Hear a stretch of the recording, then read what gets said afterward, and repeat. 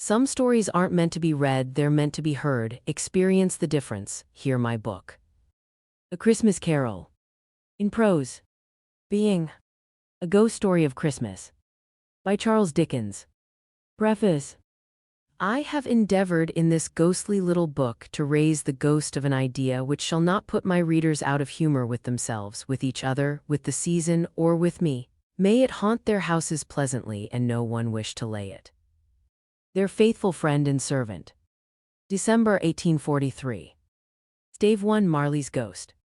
Marley was dead to begin with, there is no doubt whatever about that. The register of his burial was signed by the clergyman, the clerk, the undertaker, and the chief mourner. Scrooge signed it, and Scrooge's name was good upon change for anything he chose to put his hand to. Old Marley was as dead as a doornail. Mind, I don't mean to say that I know, of my own knowledge, what there is particularly dead about a doornail. I might have been inclined, myself, to regard a coffin nail as the deadest piece of ironmongery in the trade. But the wisdom of our ancestors is in the simile, and my unhallowed hands shall not disturb it, or the country's done for. You will therefore permit me to repeat, emphatically, that Marley was as dead as a doornail. Scrooge knew he was dead, of course he did. How could it be otherwise? Scrooge and he were partners for I don't know how many years. Scrooge was his sole executor, his sole administrator, his sole assign, his sole residuary legatee, his sole friend and sole mourner. And even Scrooge was not so dreadfully cut up by the sad event, but that he was an excellent man of business on the very day of the funeral, and solemnized it with an undoubted bargain. The mention of Marley's funeral brings me back to the point I started from. There is no doubt that Marley was dead. This must be distinctly understood, or nothing wonderful can come of the story I am going to relate. If we were not perfectly convinced that Hamlet's father died before the play began, there would be nothing more remarkable in his taking a stroll at night, in an easterly wind, upon his own ramparts, than there would be in any other middle-aged gentleman rashly turning out after dark in a breezy spot, say St. Paul's churchyard for instance, literally to astonish his son's weak mind. Scrooge never painted out old Marley's name. There it stood, years afterwards, above the warehouse door, Scrooge and Marley. The firm was known as Scrooge and Marley. Sometimes people new to the business called Scrooge Scrooge and sometimes Marley, but he answered to both names. It was all the same to him. Oh, but he was a tight-fisted hand at the grindstone, Scrooge. A squeezing, wrenching, grasping, scraping, clutching, covetous old sinner. Hard and sharp as flint, from which no steel had ever struck out generous fire, secret and self-contained and solitary as an oyster. The cold within him froze his old features, nipped his pointed nose, shriveled his cheek, stiffened his gait, made his eyes red, his thin lips blue, and spoke out shrewdly in his grating voice. A frosty rime was on his head and on his eyebrows and his wiry chin. He carried his own low temperature always about with him. He iced his office in the dog days and didn't thaw it 1 degree at Christmas. External heat and cold had little influence on Scrooge. No warmth could warm, no wintry weather chill him. No wind that blew was bitter than he, no falling snow was more intent upon its purpose, no pelting rain less open to entreaty. Foul weather didn't know where to have him. The heaviest rain and snow and hail and sleet could boast of the advantage over him in only one respect. They often came down handsomely, and Scrooge never did. Nobody ever stopped him in the street to say, with gladsome looks, "My dear Scrooge, how are you? When will you come to see me?" No beggars implored him to bestow a trifle, no children asked him what it was o'clock, no man or woman ever once in all his life inquired the way to such and such a place of Scrooge. Even the blind men's dogs appeared to know him, and when they saw him coming on would tug their owners into doorways and up courts, and then would wag their tails as though they said, "No eye at all is better than an evil eye, dark master." But what did Scrooge care? It was the very thing he liked. To edge his way along the crowded paths of life, warning all human sympathy to keep its distance, was what the knowing ones call nuts to Scrooge. Once upon a time, of all the good days in the year, on Christmas Eve old Scrooge sat busy in his counting-house.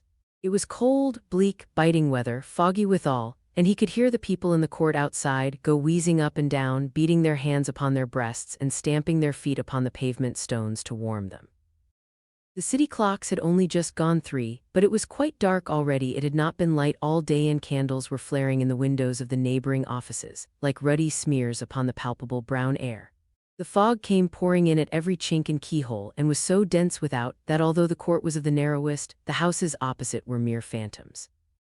To see the dingy cloud come drooping down, obscuring everything, one might have thought that nature lived hard by and was brewing on a large scale. The door of Scrooge's counting-house was open that he might keep his eye upon his clerk, who in a dismal little cell beyond, a sort of tank, was copying letters. Scrooge had a very small fire, but the clerk's fire was so very much smaller that it looked like one coal. But he couldn't replenish it, for Scrooge kept the coal box in his own room, and so surely as the clerk came in with the shovel, the master predicted that it would be necessary for them to part. Wherefore the clerk put on his white comforter and tried to warm himself at the candle, in which effort, not being a man of a strong imagination, he failed. "A Merry Christmas, Uncle, God save you," cried a cheerful voice. It was the voice of Scrooge's nephew, who came upon him so quickly that this was the first intimation he had of his approach. "Bah," said Scrooge, "humbug." He had so heated himself with rapid walking in the fog and frost, this nephew of Scrooge's, that he was all in a glow. His face was ruddy and handsome, his eyes sparkled, and his breath smoked again. "Christmas a humbug, Uncle," said Scrooge's nephew. "You don't mean that, I am sure." "I do," said Scrooge. "Merry Christmas. What right have you to be merry? What reason have you to be merry? You're poor enough." "Come, then," returned the nephew gaily. "What right have you to be dismal? What reason have you to be morose? You're rich enough." Scrooge, having no better answer ready on the spur of the moment, said "Bah" again, and followed it up with "humbug." "Don't be cross, Uncle," said the nephew. "What else can I be," returned the uncle, "when I live in such a world of fools as this? Merry Christmas, out upon Merry Christmas. What's Christmas time to you but a time for paying bills without money, a time for finding yourself a year older but not an hour richer, a time for balancing your books and having every item in 'em through a round dozen of months presented dead against you?" "If I could work my will," said Scrooge indignantly, "every idiot who goes about with Merry Christmas on his lips should be boiled with his own pudding and buried with a stake of holly through his heart. He should." "Uncle," pleaded the nephew. "Nephew," returned the uncle sternly, "keep Christmas in your own way and let me keep it in mine." "Keep it," repeated Scrooge's nephew, "but you don't keep it." "Let me leave it alone, then," said Scrooge. "Much good may it do you, much good it has ever done you." "There are many things from which I might have derived good by which I have not profited, I dare say," returned the nephew, "Christmas among the rest. But I am sure I have always thought of Christmas time, when it has come round apart from the veneration due to its sacred name and origin, if anything belonging to it can be apart from that, as a good time, a kind, forgiving, charitable, pleasant time.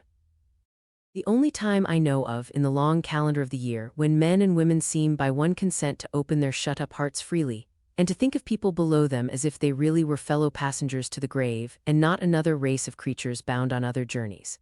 And therefore, Uncle, though it has never put a scrap of gold or silver in my pocket, I believe that it has done me good and will do me good, and I say, God bless it."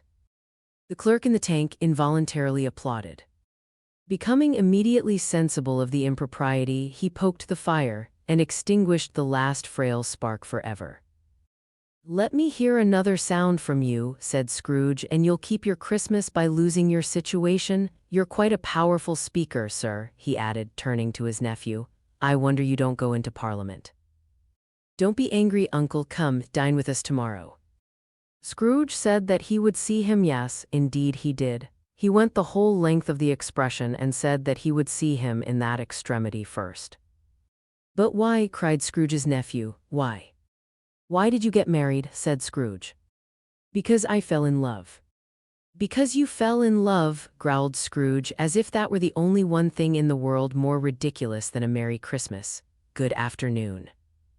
"Nay, Uncle, but you never came to see me before that happened. Why give it as a reason for not coming now?" "Good afternoon," said Scrooge. "I want nothing from you, I ask nothing of you. Why cannot we be friends?" "Good afternoon," said Scrooge. "I am sorry with all my heart to find you so resolute. We have never had any quarrel to which I have been a party, but I have made the trial in homage to Christmas, and I'll keep my Christmas humor to the last. So a Merry Christmas, Uncle." "Good afternoon," said Scrooge. "And a Happy New Year." "Good afternoon," said Scrooge. His nephew left the room without an angry word, notwithstanding. He stopped at the outer door to bestow the greetings of the season on the clerk, who, cold as he was warmer than Scrooge, for he returned them cordially. "There's another fellow," muttered Scrooge, who overheard him, "my clerk, with 15 shillings a week and a wife and family, talking about a Merry Christmas. I'll retire to Bedlam." This lunatic, in letting Scrooge's nephew out, had let 2 other people in. They were portly gentlemen, pleasant to behold, and now stood, with their hats off, in Scrooge's office. They had books and papers in their hands and bowed to him. "Scrooge and Marley's, I believe," said one of the gentlemen, referring to his list. "Have I the pleasure of addressing Mr. Scrooge or Mr. Marley?" "Mr. Marley has been dead these 7 years," Scrooge replied. "He died 7 years ago, this very night." "We have no doubt his liberality is well represented by his surviving partner," said the gentleman, presenting his credentials. It certainly was, for they had been 2 kindred spirits. At the ominous word liberality, Scrooge frowned and shook his head and handed the credentials back. "At this festive season of the year, Mr. Scrooge," said the gentleman, taking up a pen, "it is more than usually desirable that we should make some slight provision for the poor and destitute, who suffer greatly at the present time.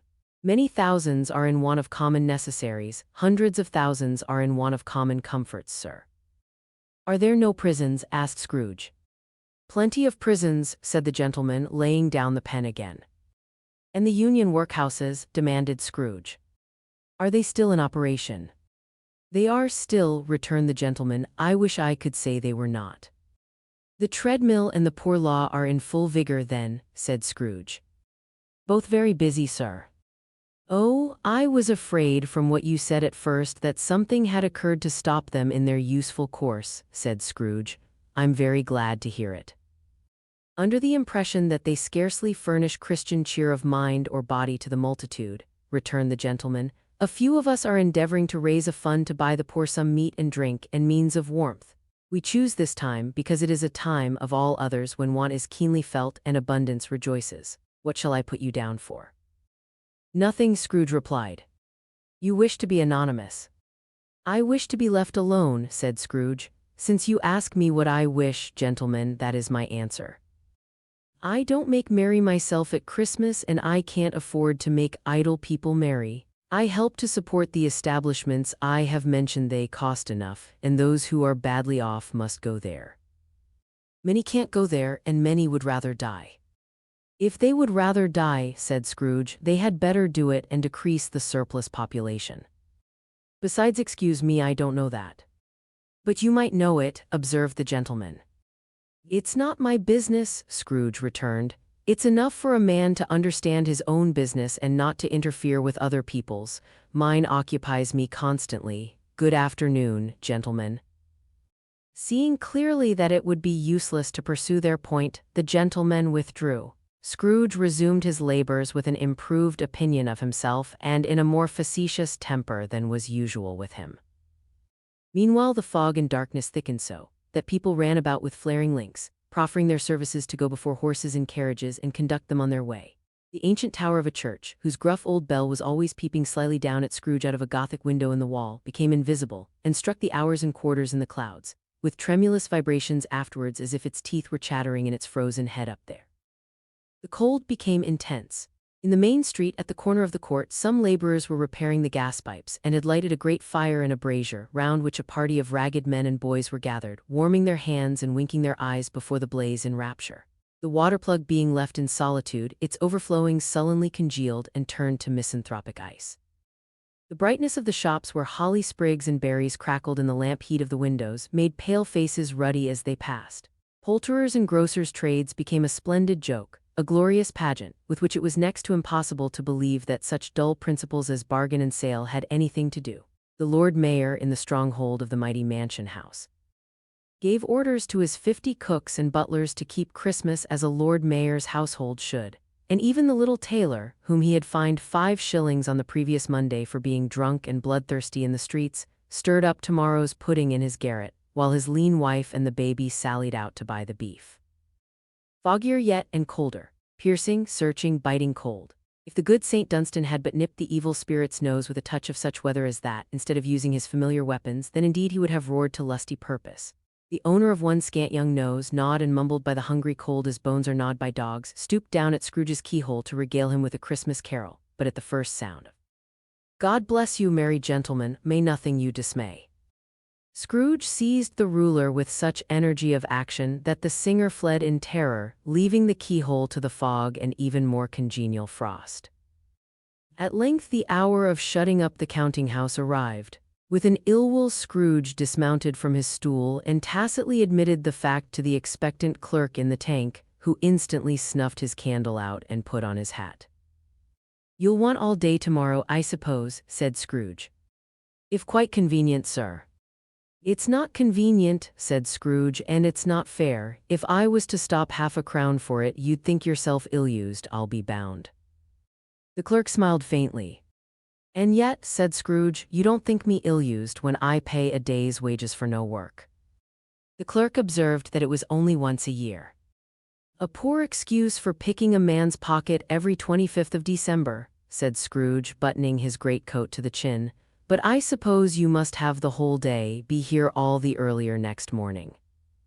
The clerk promised that he would, and Scrooge walked out with a growl. The office was closed in a twinkling, and the clerk, with the long ends of his white comforter dangling below his waist, for he boasted no greatcoat, went down a slide on Cornhill at the end of a lane of boys 20 times in honor of its being Christmas Eve, and then ran home to Camden Town as hard as he could pelt to play at blindman's buff. Scrooge took his melancholy dinner in his usual melancholy tavern, and having read all the newspapers and beguiled the rest of the evening with his banker's book, went home to bed. He lived in chambers which had once belonged to his deceased partner. They were a gloomy suite of rooms, in a lowering pile of building up a yard where it had so little business to be, that one could scarcely help fancying it must have run there when it was a young house, playing at hide-and-seek with other houses and forgotten the way out again. It was old enough now, and dreary enough, for nobody lived in it but Scrooge, the other rooms being all let out as offices. The yard was so dark that even Scrooge, who knew its every stone, was fain to grope with his hands. The fog and frost so hung about the black old gateway of the house that it seemed as if the genius of the weather sat in mournful meditation on the threshold. Now, it is a fact that there was nothing at all particular about the knocker on the door except that it was very large. It is also a fact that Scrooge had seen it night and morning during his whole residence in that place. Also that Scrooge had as little of what is called fancy about him as any man in the city of London, even including which is a bold word, the corporation, aldermen, and livery. Let it also be borne in mind that Scrooge had not bestowed one thought on Marley, since his last mention of his 7 years dead partner that afternoon. And then let any man explain to me, if he can, how it happened that Scrooge, having his key in the lock of the door, saw in the knocker, without its undergoing any intermediate process of change, not a knocker, but Marley's face. Marley's face. It was not an impenetrable shadow as the other objects in the yard were, but had a dismal light about it, like a bad lobster in a dark cellar. It was not angry or ferocious, but looked at Scrooge as Marley used to look, with ghostly spectacles turned up on its ghostly forehead. The hair was curiously stirred as if by breath or hot air, and though the eyes were wide open, they were perfectly motionless. That, and its livid color, made it horrible, but its horror seemed to be in spite of the face and beyond its control, rather than a part of its own expression. As Scrooge looked fixedly at this phenomenon, it was a knocker again. To say that he was not startled, or that his blood was not conscious of a terrible sensation to which it had been a stranger from infancy, would be untrue. But he put his hand upon the key he had relinquished, turned it sturdily, walked in, and lighted his candle. He did pause with a moment's irresolution before he shut the door, and he did look cautiously behind it first, as if he half expected to be terrified with the sight of Marley's pigtails sticking out into the hall. But there was nothing on the back of the door except the screws and nuts that held the knocker on, so he said "Pooh, pooh," and closed it with a bang. The sound resounded through the house like thunder. Every room above and every cask in the wine merchant's cellars below appeared to have a separate peal of echoes of its own. Scrooge was not a man to be frightened by echoes. He fastened the door and walked across the hall and up the stairs, slowly too, trimming his candle as he went. You may talk vaguely about driving a coach and six up a good old flight of stairs, or through a bad young Act of Parliament.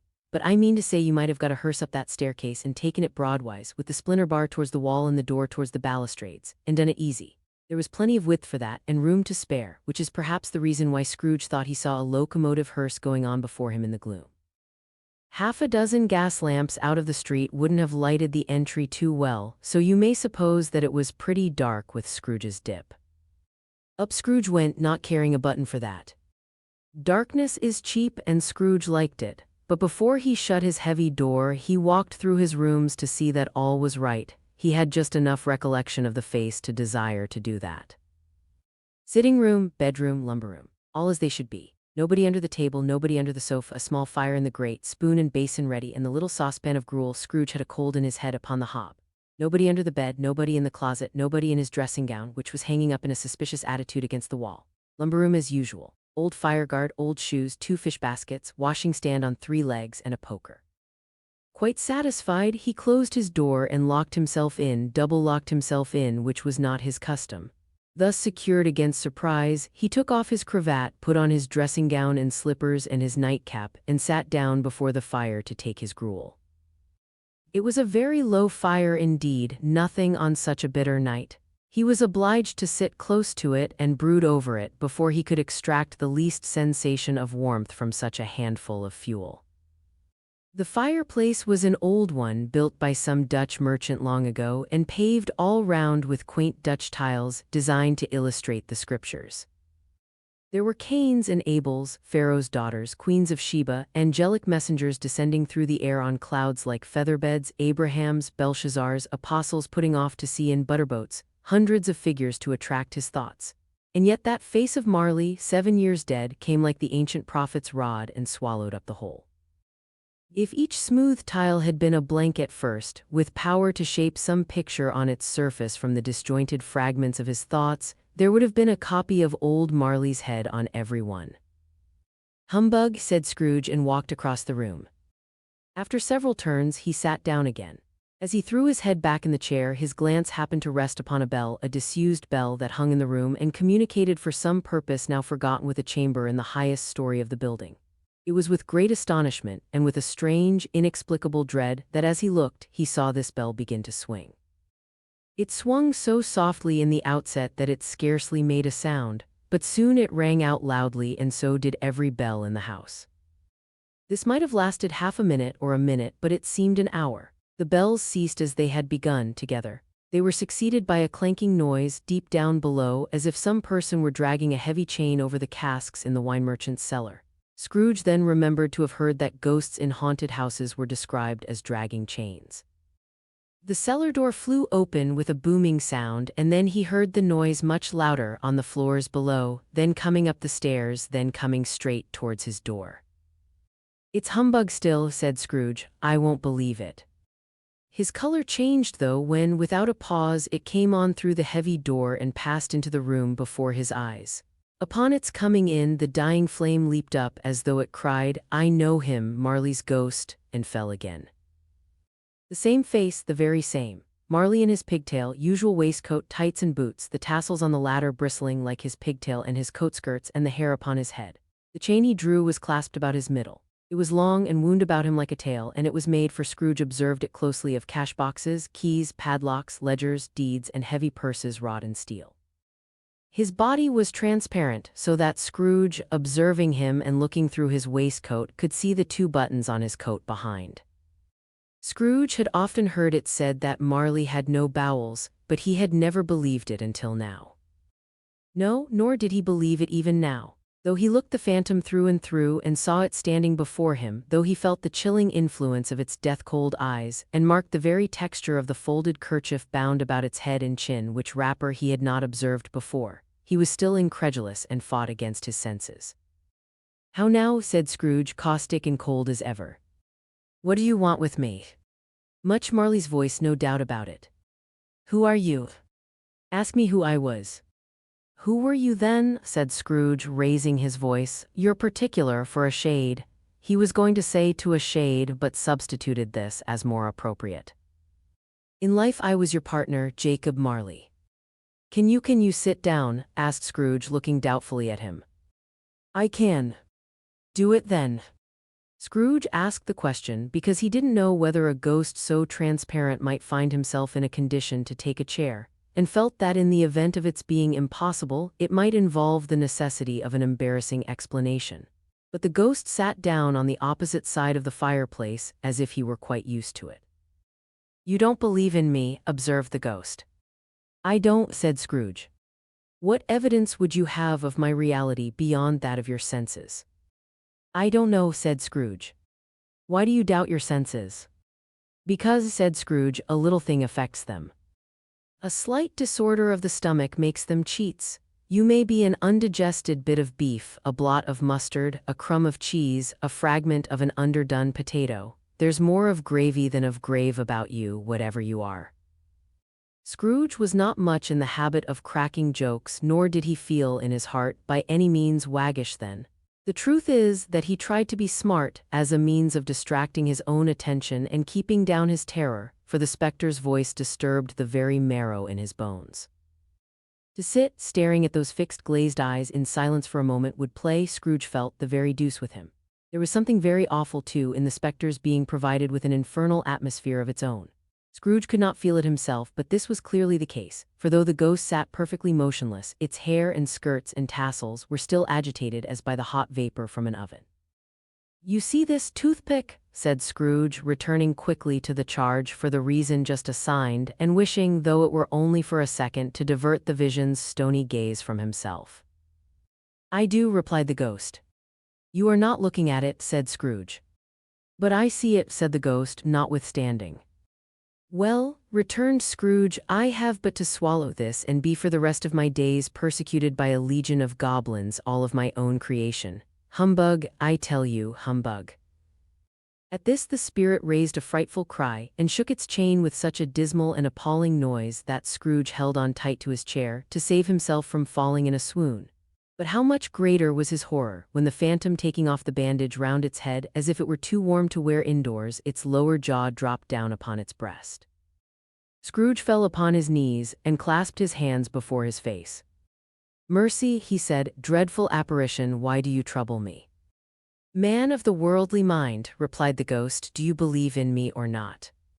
"I do," said Scrooge. "I must, but why do spirits walk the earth, and why do they come to me?" "It is required of every man," the ghost returned, "that the spirit within him should walk abroad among his fellow men and travel far and wide, and if that spirit goes not forth in life, it is condemned to do so after death. It is doomed to wander through the world, oh, woe is me, and witness what it cannot share but might have shared on earth and turned to happiness." Again the spectre raised a cry, and shook its chain and wrung its shadowy hands. "You are fettered," said Scrooge, trembling. "Tell me why." "I wear the chain I forged in life," replied the ghost. "I made it link by link and yard by yard. I girded it on of my own free will, and of my own free will I wore it. Is its pattern strange to you?" Scrooge trembled more and more. "Or would you know," pursued the ghost, "the weight and length of the strong coil you bear yourself? It was full as heavy and as long as this, 7 Christmas Eves ago. You have labored on it since. It is a ponderous chain." Scrooge glanced about him on the floor in the expectation of finding himself surrounded by some 50 or 60 fathoms of iron cable, but he could see nothing. "Jacob," he said imploringly, "old Jacob Marley, tell me more, speak comfort to me, Jacob." "I have none to give," the ghost replied. "It comes from other regions, Ebenezer Scrooge, and is conveyed by other ministers to other kinds of men. Nor can I tell you what I would. A very little more is all permitted to me. I cannot rest, I cannot stay, I cannot linger anywhere. My spirit never walked beyond our counting-house, mark me. In life my spirit never roved beyond the narrow limits of our money-changing hole, and weary journeys lie before me." It was a habit with Scrooge, whenever he became thoughtful, to put his hands in his breeches pockets. Pondering on what the ghost had said, he did so now, but without lifting up his eyes or getting off his knees. "You must have been very slow about it, Jacob," Scrooge observed, in a businesslike manner, though with humility and deference. "Slow," the ghost repeated. 7 years dead," mused Scrooge, "and traveling all the time." "The whole time," said the ghost. "No rest, no peace, incessant torture of remorse." "You travel fast," said Scrooge. "On the wings of the wind," replied the ghost. "You might have got over a great quantity of ground in 7 years," said Scrooge. The ghost, on hearing this, set up another cry and clanked its chain so hideously in the dead silence of the night that the ward would have been justified in indicting it for a nuisance. "O captive, bound and double-ironed," cried the phantom, "not to know that ages of incessant labor by immortal creatures, for this earth must pass into eternity before the good of which it is susceptible is all developed. Not to know that any Christian spirit working kindly in its little sphere, whatever it may be, will find its mortal life too short for its vast means of usefulness. Not to know that no space of regret can make amends for one life's opportunity misused. Yet such was I, oh, such was I." "But you were always a good man of business, Jacob," faltered Scrooge, who now began to apply this to himself. "Business?" cried the ghost, wringing its hands again. "Mankind was my business. The common welfare was my business. Charity, mercy, forbearance, and benevolence were all my business. The dealings of my trade were but a drop of water in the comprehensive ocean of my business." It held up its chain at arm's length, as if that were the cause of all its unavailing grief, and flung it heavily upon the ground again. "At this time of the rolling year," the spectre said, "I suffer most. Why did I walk through crowds of fellow beings with my eyes turned down, and never raise them to that blessed star which led the wise men to a poor abode? Were there no poor homes to which its light would have conducted me?" Scrooge was very much dismayed to hear the spectre going on at this rate, and began to quake exceedingly. "Hear me," cried the ghost, "my time is nearly gone." "I will," said Scrooge, "but don't be hard upon me, don't be flowery, Jacob, pray. How it is that I appear before you in a shape that you can see, I may not tell. I have sat invisible beside you many and many a day." It was not an agreeable idea. Scrooge shivered and wiped the perspiration from his brow. "That is no light part of my penance," pursued the ghost. "I am here tonight to warn you that you have yet a chance and hope of escaping my fate, a chance and hope of my procuring Ebenezer."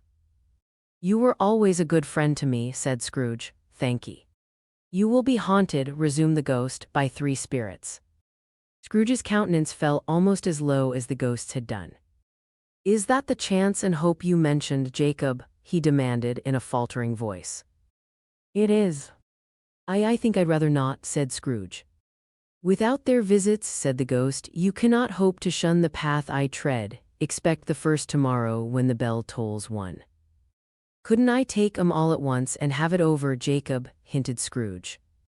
"Expect the second on the next night at the same hour, the third upon the next night when the last stroke of 12 has ceased to vibrate. Look to see me no more, and look that, for your own sake, you remember what has passed between us." When it had said these words, the spectre took its wrapper from the table and bound it round its head as before. Scrooge knew this by the smart sound its teeth made when the jaws were brought together by the bandage. He ventured to raise his eyes again and found his supernatural visitor confronting him in an erect attitude, with its chain wound over and about its arm. The apparition walked backward from him, and at every step it took, the window raised itself a little so that when the spectre reached it, it was wide open. It beckoned Scrooge to approach, which he did. When they were within 2 paces of each other, Marley's ghost held up its hand, warning him to come no nearer. Scrooge stopped. Not so much in obedience as in surprise and fear, for on the raising of the hand he became sensible of confused noises in the air, incoherent sounds of lamentation and regret, wailings inexpressibly sorrowful and self-accusatory. The spectre, after listening for a moment, joined in the mournful dirge and floated out upon the bleak, dark night. Scrooge followed to the window, desperate in his curiosity. He looked out. The air was filled with phantoms, wandering hither and thither in restless haste and moaning as they went. Every one of them wore chains like Marley's ghost. Some few, they might be guilty governments, were linked together, none were free. Many had been personally known to Scrooge in their lives. He had been quite familiar with one old ghost, in a white waistcoat with a monstrous iron safe attached to its ankle, who cried piteously at being unable to assist a wretched woman with an infant, whom it saw below, upon a doorstep. The misery with them all was, clearly, that they sought to interfere for good in human matters, and had lost the power forever. Whether these creatures faded into mist or mist enshrouded them, he could not tell, but they and their spirit voices faded together, and the night became as it had been when he walked home. Scrooge closed the window and examined the door by which the ghost had entered. It was double-locked, as he had locked it with his own hands, and the bolts were undisturbed. He tried to say "humbug," but stopped at the first syllable. And being, from the emotion he had undergone, or the fatigues of the day, or his glimpse of the invisible world, or the dull conversation of the ghost, or the lateness of the hour, much in need of repose, went straight to bed without undressing and fell asleep upon the instant. Stave 2, the first of the three spirits. When Scrooge awoke, it was so dark that looking out of bed, he could scarcely distinguish the transparent window from the opaque walls of his chamber. He was endeavoring to pierce the darkness with his ferret eyes when the chimes of a neighboring church struck the 4 quarters, so he listened for the hour. To his great astonishment, the heavy bell went on from 6 to 7 and from 7 to 8 and regularly up to 12, then stopped. 12. It was past 2 when he went to bed. The clock was wrong, an icicle must have got into the works. 12. He touched the spring of his repeater to correct this most preposterous clock. Its rapid little pulse beat 12 and stopped. "Why, it isn't possible," said Scrooge, "that I can have slept through a whole day and far into another night. It isn't possible that anything has happened to the sun, and this is 12 at noon." The idea being an alarming one, he scrambled out of bed and groped his way to the window. He was obliged to rub the frost off with the sleeve of his dressing gown before he could see anything, and could see very little then. All he could make out was that it was still very foggy and extremely cold, and that there was no noise of people running to and fro and making a great stir as there unquestionably would have been if night had beaten off bright day and taken possession of the world. This was a great relief, because 3 days after sight of this first of exchange pay to Mr. Ebenezer Scrooge or his order, and so forth, would have become a mere United States security if there were no days to count by. Scrooge went to bed again and thought it over and over and over, and could make nothing of it. The more he thought, the more perplexed he was, and the more he endeavored not to think, the more he thought. Marley's ghost bothered him exceedingly.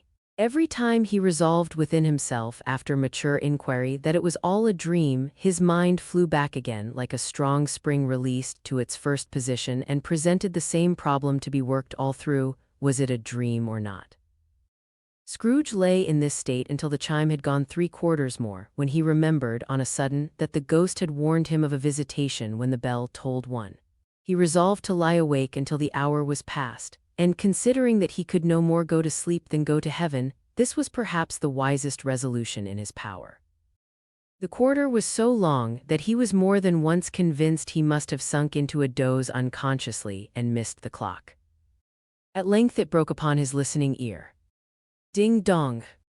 "A quarter past," said Scrooge, counting. Ding dong. "Half past," said Scrooge. Ding dong. "A quarter to it," said Scrooge. Ding dong. "The hour itself," said Scrooge triumphantly, "and nothing else." He spoke before the hour bell sounded, which it now did with a deep, dull, hollow, melancholy one. Light flashed up in the room upon the instant, and the curtains of his bed were drawn. The curtains of his bed were drawn aside, I tell you, by a hand, not the curtains at his feet, nor the curtains at his back, but those to which his face was addressed. The curtains of his bed were drawn aside, and Scrooge, starting up into a half-recumbent attitude, found himself face to face with the unearthly visitor who drew them, as close to it as I am now to you, and I am standing in the spirit at your elbow. It was a strange figure, like a child, yet not so like a child as like an old man, viewed through some supernatural medium which gave him the appearance of having receded from the view and being diminished to a child's proportions. Its hair, which hung about its neck and down its back, was white as if with age, and yet the face had not a wrinkle in it, and the tenderest bloom was on the skin. The arms were very long and muscular, the hands the same, as if its hold were of uncommon strength. Its legs and feet, most delicately formed, were like those upper members, bare. It wore a tunic of the purest white, and round its waist was bound a lustrous belt, the sheen of which was beautiful.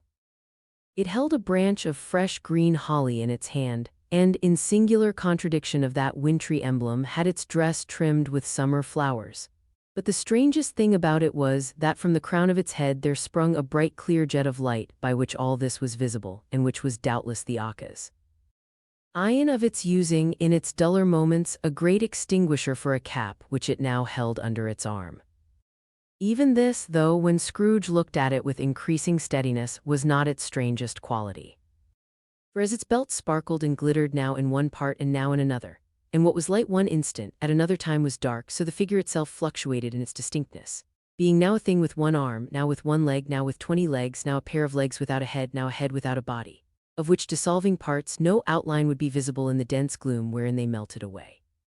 And in the very wonder of this, it would be itself again, distinct and clear as ever. "Are you the spirit, sir, whose coming was foretold to me?" asked Scrooge.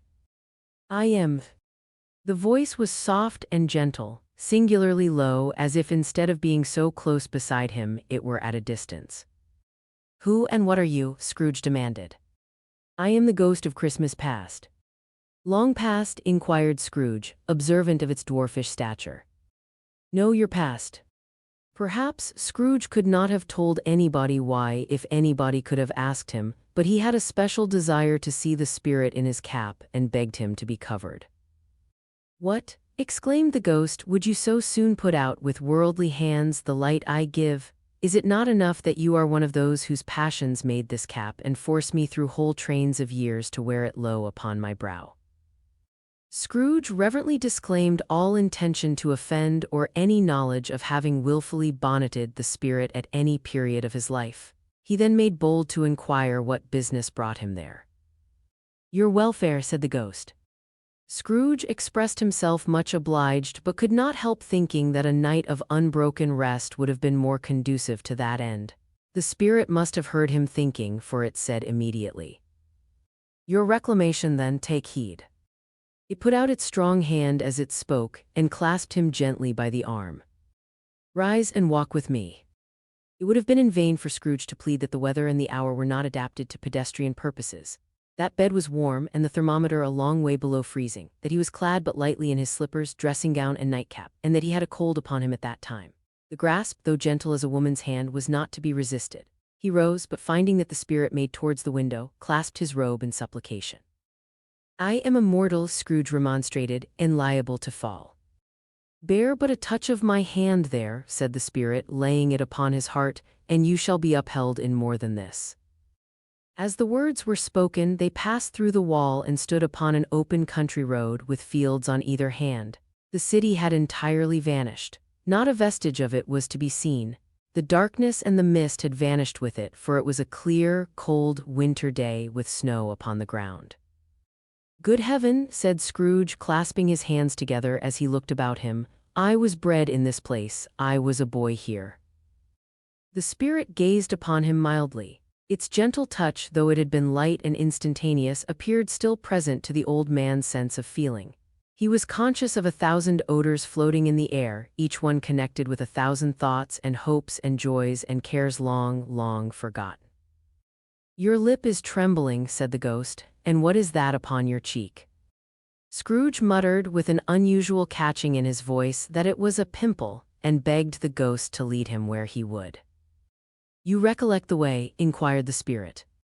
"Remember it," cried Scrooge with fervor. "I could walk it blindfold." "Strange to have forgotten it for so many years," observed the ghost. "Let us go on."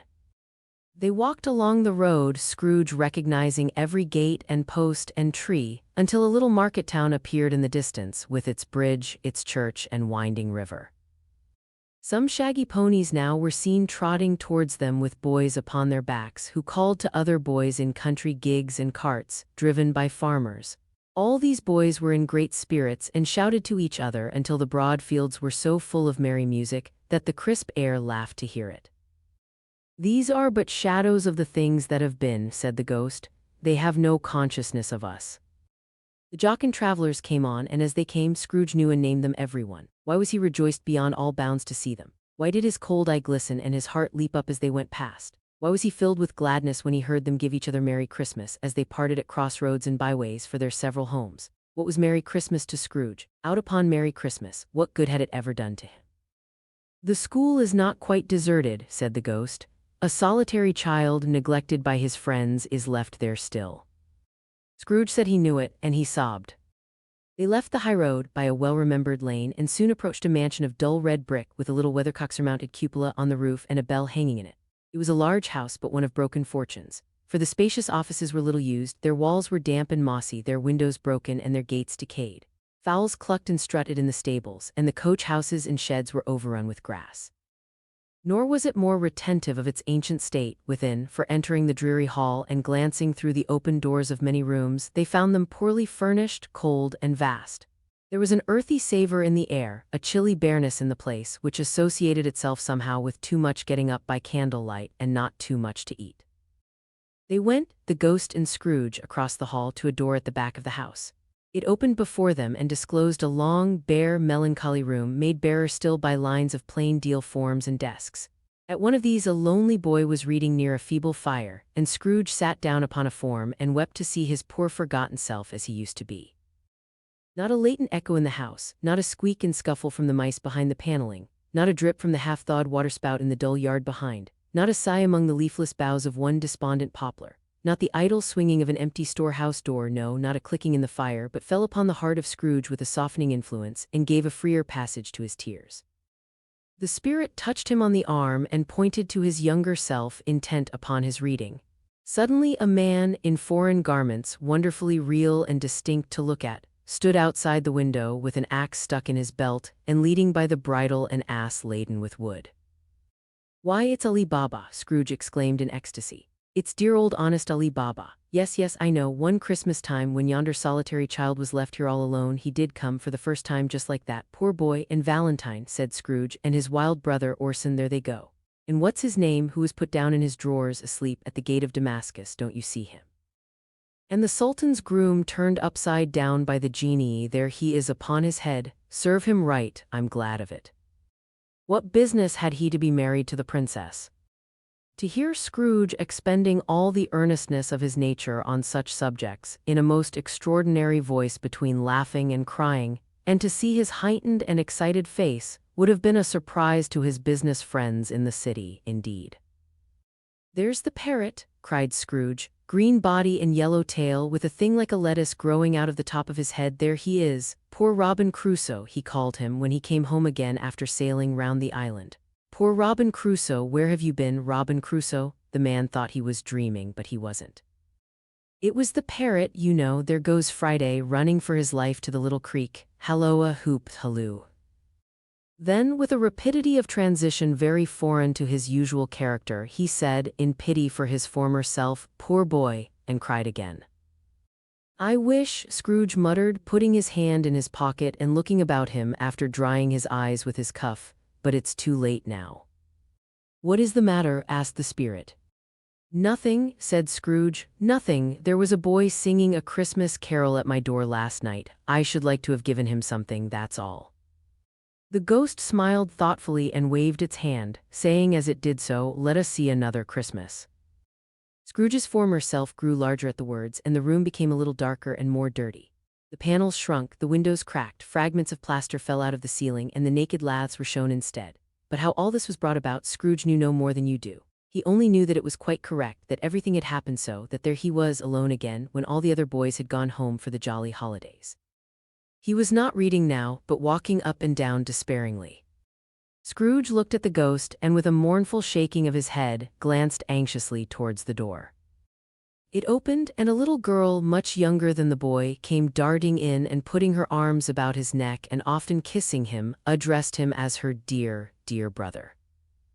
"I have come to bring you home, dear brother," said the child, clapping her tiny hands and bending down to laugh.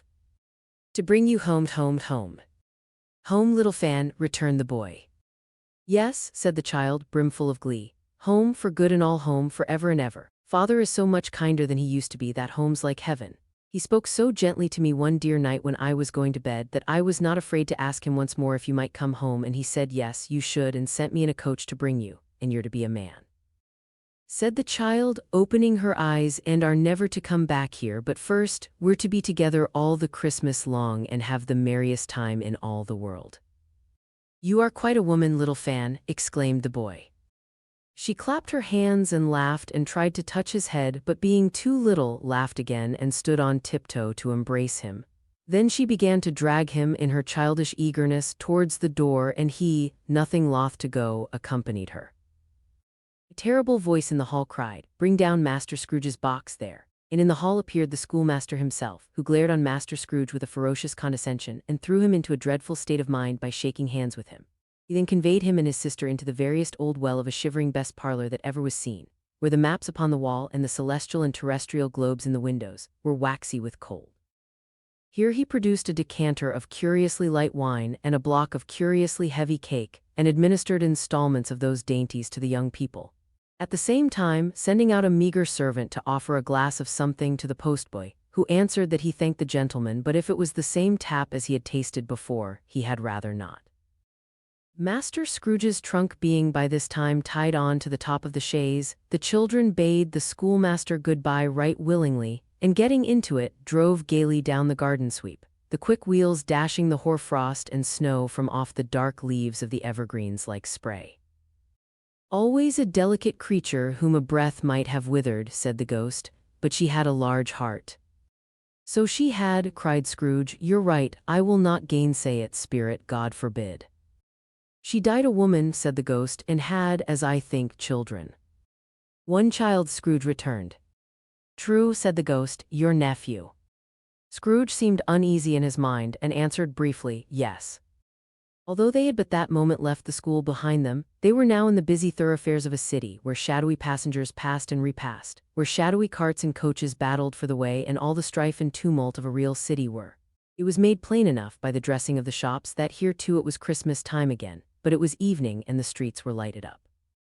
The ghost stopped at a certain warehouse door and asked Scrooge if he knew it. "Know it," said Scrooge, "was I apprenticed here." They went in, at sight of an old gentleman in a Welsh wig sitting behind such a high desk that if he had been 2 inches taller he must have knocked his head against the ceiling. Scrooge cried in great excitement, "Why, it's old Fezziwig! Bless his heart, it's Fezziwig alive again!" Old Fezziwig laid down his pen and looked up at the clock, which pointed to the hour of 7. He rubbed his hands, adjusted his capacious waistcoat, laughed all over himself from his shoes to his organ of benevolence, and called out in a comfortable, oily, rich, fat, jovial voice, "Yo-ho there, Ebenezer, Dick." Scrooge's former self, now grown a young man, came briskly in, accompanied by his fellow prentice. "Dick Wilkins, to be sure," said Scrooge to the ghost. "Bless me, yes, there he is. He was very much attached to me, was Dick, poor Dick, dear, dear." "Yo-ho, my boys," said Fezziwig, "no more work tonight." "Christmas Eve, Dick, Christmas, Ebenezer, let's have the shutters up," cried old Fezziwig with a sharp clap of his hands, before a man can say Jack Robinson. You wouldn't believe how those 2 fellows went at it. They charged into the street with the shutters, 1, 2, 3, had 'em up in their places, 4, 5, 6, barred 'em and pinned 'em, 7, 8, 9, and came back before you could have got to 12, panting like race horses. "Hilly-ho!" cried old Fezziwig, skipping down from the high desk with wonderful agility. "Clear away, my lads, and let's have lots of room here. Hilly-ho, Dick, cheer up, Ebenezer." Clear away? There was nothing they wouldn't have cleared away or couldn't have cleared away with old Fezziwig looking on. It was done in a minute. Every movable was packed off as if it were dismissed from public life forevermore. The floor was swept and watered, the lamps were trimmed, fuel was heaped upon the fire, and the warehouse was as snug and warm and dry and bright a ballroom as you would desire to see upon a winter's night. In came a fiddler with a music book and went up to the lofty desk and made an orchestra of it and tuned like 50 stomachaches. In came Mrs. Fezziwig, one vast substantial smile. In came the 3 Miss Fezziwigs, beaming and lovable. In came the 6 young followers whose hearts they broke. In came all the young men and women employed in the business. In came the housemaid with her cousin, the baker. In came the cook with her brother's particular friend, the milkman. In came the boy from over the way, who was suspected of not having board enough from his master, trying to hide himself behind the girl from next door but one, who was proved to have had her ears pulled by her mistress. In they all came, one after another, some shyly, some boldly, some gracefully, some awkwardly, some pushing, some pulling. In they all came, anyhow and everyhow. Away they all went, 20 couple at once, hands half round and back again the other way, down the middle and up again, round and round in various stages of affectionate grouping, old top couple always turning up in the wrong place, new top couple starting off again as soon as they got there, all top couples at last, and not a bottom one to help them. When this result was brought about, old Fezziwig, clapping his hands to stop the dance, cried out, "Well done." And the fiddler plunged his hot face into a pot of porter especially provided for that purpose, but scorning rest, upon his reappearance he instantly began again, though there were no dancers yet, as if the other fiddler had been carried home, exhausted, on a shutter, and he were a brand new man resolved to beat him out of sight or perish. There were more dances, and there were forfeits, and more dances, and there was cake, and there was negus, and there was a great piece of cold roast, and there was a great piece of cold boiled, and there were mince pies, and plenty of beer. But the great effect of the evening came after the roast and boiled, when the fiddler and artful dog Mind, the sort of man who knew his business better than you or I could have told it him, struck up Sir Roger de Coverley. Then old Fezziwig stood out to dance with Mrs. Fezziwig. Top couple too, with a good stiff piece of work cut out for them, 3 or 4 and 20 pair of partners, people who were not to be trifled with, people who would dance and had no notion of walking. But if they had been twice as many, 4 times old Fezziwig would have been a match for them, and so would Mrs. Fezziwig. As to her, she was worthy to be his partner in every sense of the term. If that's not high praise, tell me higher and I'll use it. A positive light appeared to issue from Fezziwig's calves. They shone in every part of the dance like moons. You couldn't have predicted, at any given time, what would have become of them next.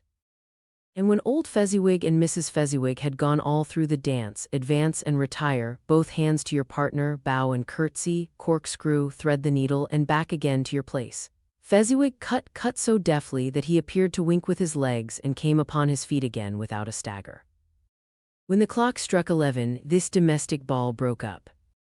Mr. and Mrs. Fezziwig took their stations, one on either side of the door, and shaking hands with every person individually as he or she went out, wished him or her a Merry Christmas. When everybody had retired but the 2 prentices, they did the same to them, and thus the cheerful voices died away and the lads were left to their beds, which were under a counter in the back shop.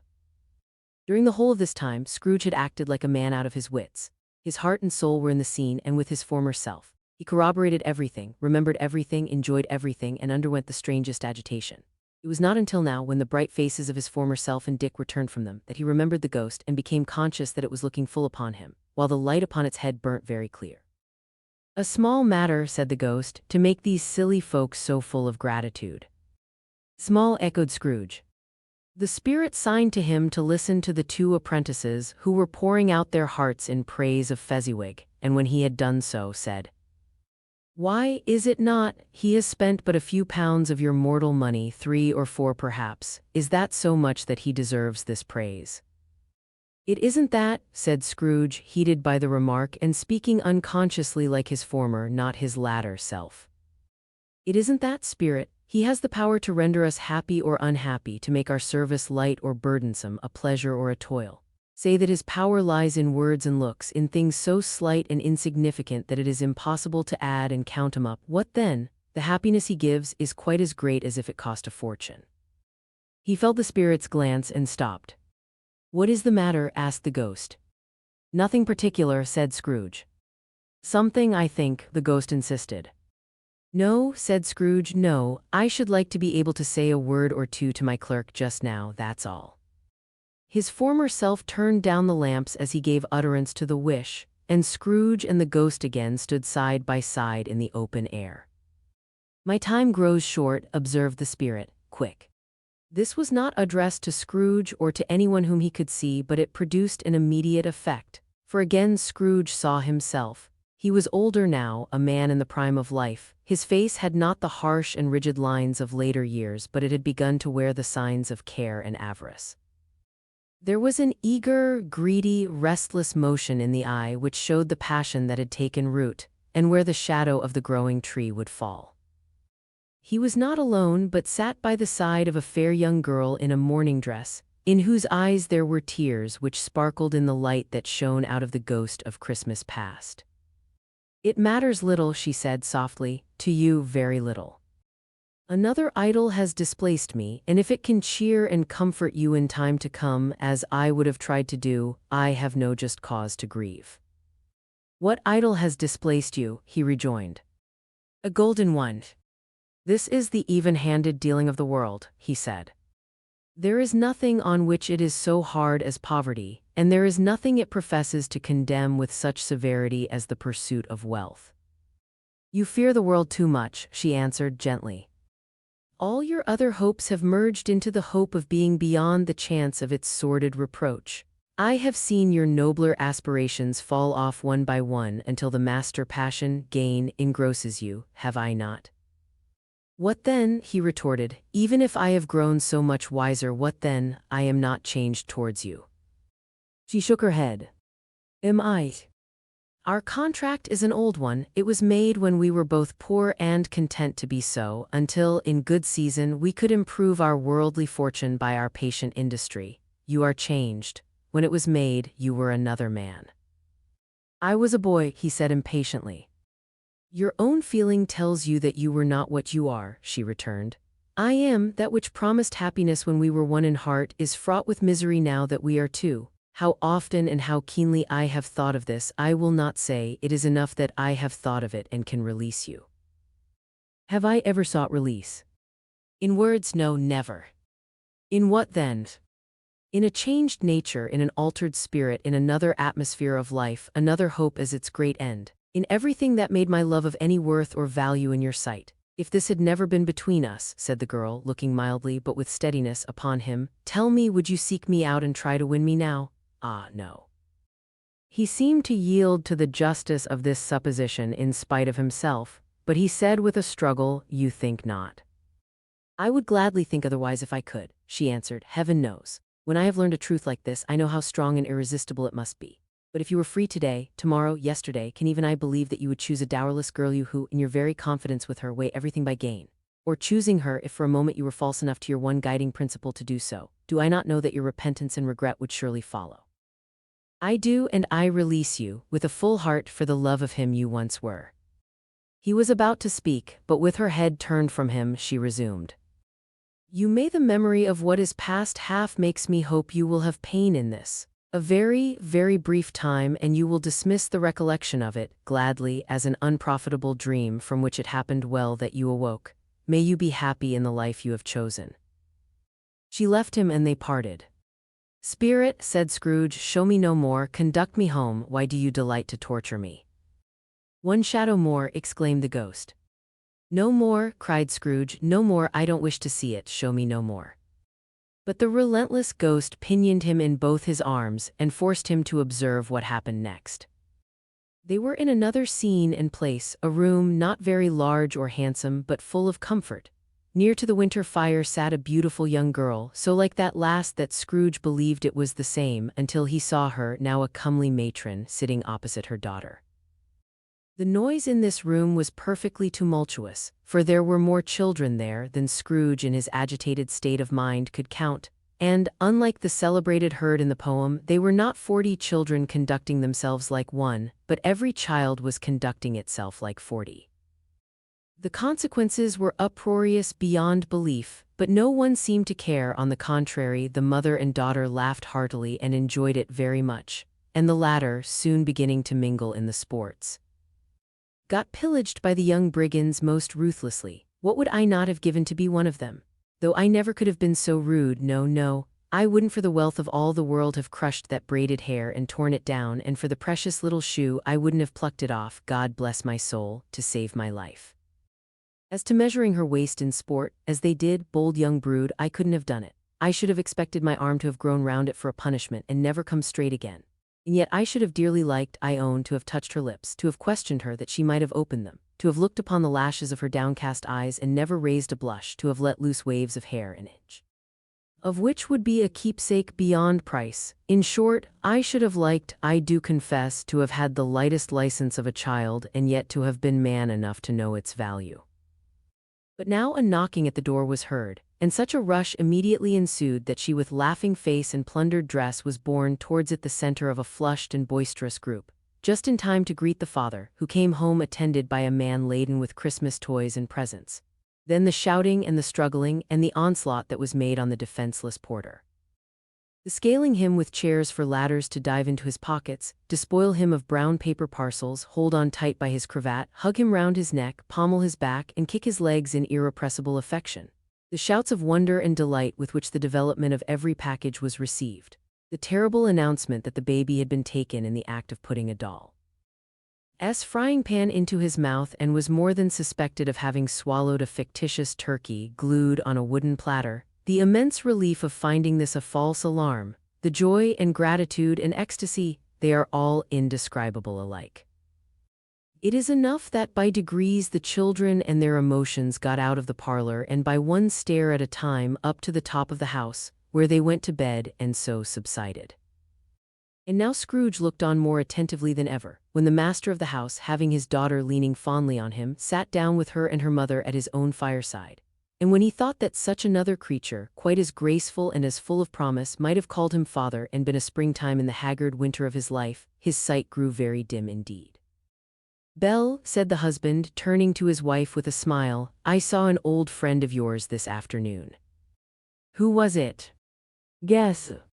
"How can I? Tut, don't I know," she added in the same breath, laughing as he laughed. "Mr. Scrooge." Mr. Scrooge it was. I passed his office window, and as it was not shut up and he had a candle inside, I could scarcely help seeing him. His partner lies upon the point of death. I here and there he sat alone, quite alone in the world, I do believe. "Spirit," said Scrooge in a broken voice, "remove me from this place." "I told you these were shadows of the things that have been," said the ghost. "That they are what they are, do not blame me." "Remove me," Scrooge exclaimed, "I cannot bear it." He turned upon the ghost, and seeing that it looked upon him with a face, in which in some strange way there were fragments of all the faces it had shown him, wrestled with it. "Leave me, take me back, haunt me no longer." In the struggle, if that can be called a struggle in which the ghost, with no visible resistance on its own part, was undisturbed by any effort of its adversary, Scrooge observed that its light was burning high and bright, and dimly connecting that with its influence over him, he seized the extinguisher cap, and by a sudden action pressed it down upon its head. The spirit dropped beneath it so that the extinguisher covered its whole form, but though Scrooge pressed it down with all his force, he could not hide the light which streamed from under it in an unbroken flood upon the ground. He was conscious of being exhausted and overcome by an irresistible drowsiness, and further, of being in his own bedroom. He gave the cap a parting squeeze in which his hand relaxed, and had barely time to reel to bed before he sank into a heavy sleep. Stave 3, the second of the three spirits. Awaking in the middle of a prodigiously tough snore and sitting up in bed to get his thoughts together, Scrooge had no occasion to be told that the bell was again upon the stroke of 1. He felt that he was restored to consciousness in the right nick of time, for the especial purpose of holding a conference with the second messenger dispatched to him through Jacob Marley's intervention. But finding that he turned uncomfortably cold when he began to wonder which of his curtains this new spectre would draw back, he put them every one aside with his own hands, and lying down again, established a sharp lookout all round the bed. For he wished to challenge the spirit on the moment of its appearance, and did not wish to be taken by surprise and made nervous. Gentlemen of the free and easy sort, who plume themselves on being acquainted with a move or two, and being usually equal to the time of day, express the wide range of their capacity for adventure by observing that they are good for anything from pitch and toss to manslaughter, between which opposite extremes, no doubt, there lies a tolerably wide and comprehensive range of subjects. Without venturing for Scrooge quite as heartily as this, I don't mind calling on you to believe that he was ready for a good broad field of strange appearances, and that nothing between a baby and rhinoceros would have astonished him very much. Now, being prepared for almost anything, he was not by any means prepared for nothing, and consequently when the bell struck 1 and no shape appeared, he was taken with a violent fit of trembling. 5 minutes, 10 minutes, a quarter of an hour went by, yet nothing came. All this time he lay upon his bed, the very core and center of a blaze of ruddy light, which streamed upon it when the clock proclaimed the hour, and which, being only light, was more alarming than a dozen ghosts, as he was powerless to make out what it meant or would be at, and was sometimes apprehensive that he might be at that very moment an interesting case of spontaneous combustion without having the consolation of knowing it. At last, however, he began to think as you or I would have though. At first, for it is always the person not in the predicament who knows what ought to have been done in it, and would unquestionably have done it too at last, I say, he began to think that the source and secret of this ghostly light might be in the adjoining room, from whence, on further tracing it, it seemed to shine. This idea taking full possession of his mind, he got up softly and shuffled in his slippers to the door. The moment Scrooge's hand was on the lock, a strange voice called him by his name and bade him enter. He obeyed. It was his own room, there was no doubt about that. But it had undergone a surprising transformation. The walls and ceiling were so hung with living green that it looked a perfect grove, from every part of which bright gleaming berries glistened. The crisp leaves of holly, mistletoe, and ivy reflected back the light, as if so many little mirrors had been scattered there, and such a mighty blaze went roaring up the chimney, as that dull petrification of a hearth had never known in Scrooge's time, or Marley's, or for many and many a winter season gone. Heaped up on the floor to form a kind of throne were turkeys, geese, game, poultry, brawn, great joints of meat, sucking pigs, long wreaths of sausages, mince pies, plum puddings, barrels of oysters, red-hot chestnuts, cherry-cheeked apples, juicy oranges, luscious pea ears, immense twelfth cakes, and seething bowls of punch that made the chamber dim with their delicious steam. In easy state upon this couch there sat a jolly giant, glorious to see, who bore a glowing torch in shape not unlike Plenty's horn and held it up, high up, to shed its light on Scrooge as he came peeping round the door. "Come in," exclaimed the ghost, "come in and know me better, man." Scrooge entered timidly and hung his head before this spirit. He was not the dogged Scrooge he had been, and though the spirit's eyes were clear and kind, he did not like to meet them. "I am the ghost of Christmas Present," said the spirit. "Look upon me." Scrooge reverently did so. It was clothed in one simple green robe or mantle bordered with white fur. This garment hung so loosely on the figure that its capacious breast was bare, as if disdaining to be warded or concealed by any artifice. Its feet, observable beneath the ample folds of the garment, were also bare, and on its head it wore no other covering than a holly wreath, set here and there with shining icicles. Its dark brown curls were long and free as its genial face, its sparkling eye, its open hand, its cheery voice, its unconstrained demeanor, and its joyful air. Girded round its middle was an antique scabbard, but no sword was in it, and the ancient sheath was eaten up with rust.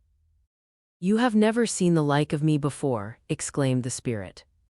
"Never," Scrooge made answer to it. "Have never walked forth with the younger members of my family, meaning, for I am very young, my elder brothers born in these later years," pursued the phantom. "I don't think I have," said Scrooge. "I am afraid I have not. Have you had many brothers, spirit?" "More than 1800, said the ghost.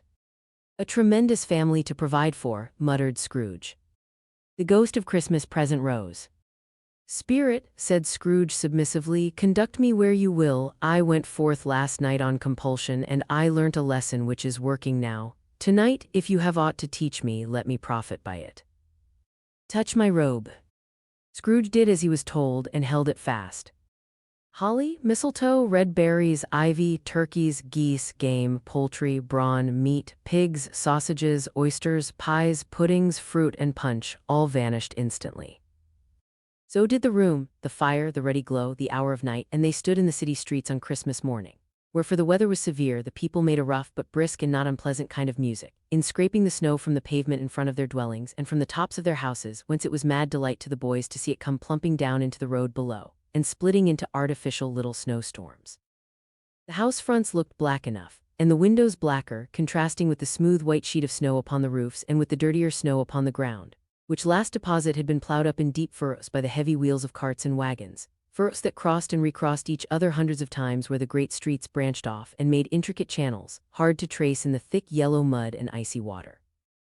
The sky was gloomy, and the shortest streets were choked up with a dingy mist, half thawed, half frozen, whose heavier particles descended in a shower of sooty atoms, as if all the chimneys in Great Britain had, by one consent, caught fire and were blazing away to their dear hearts' content.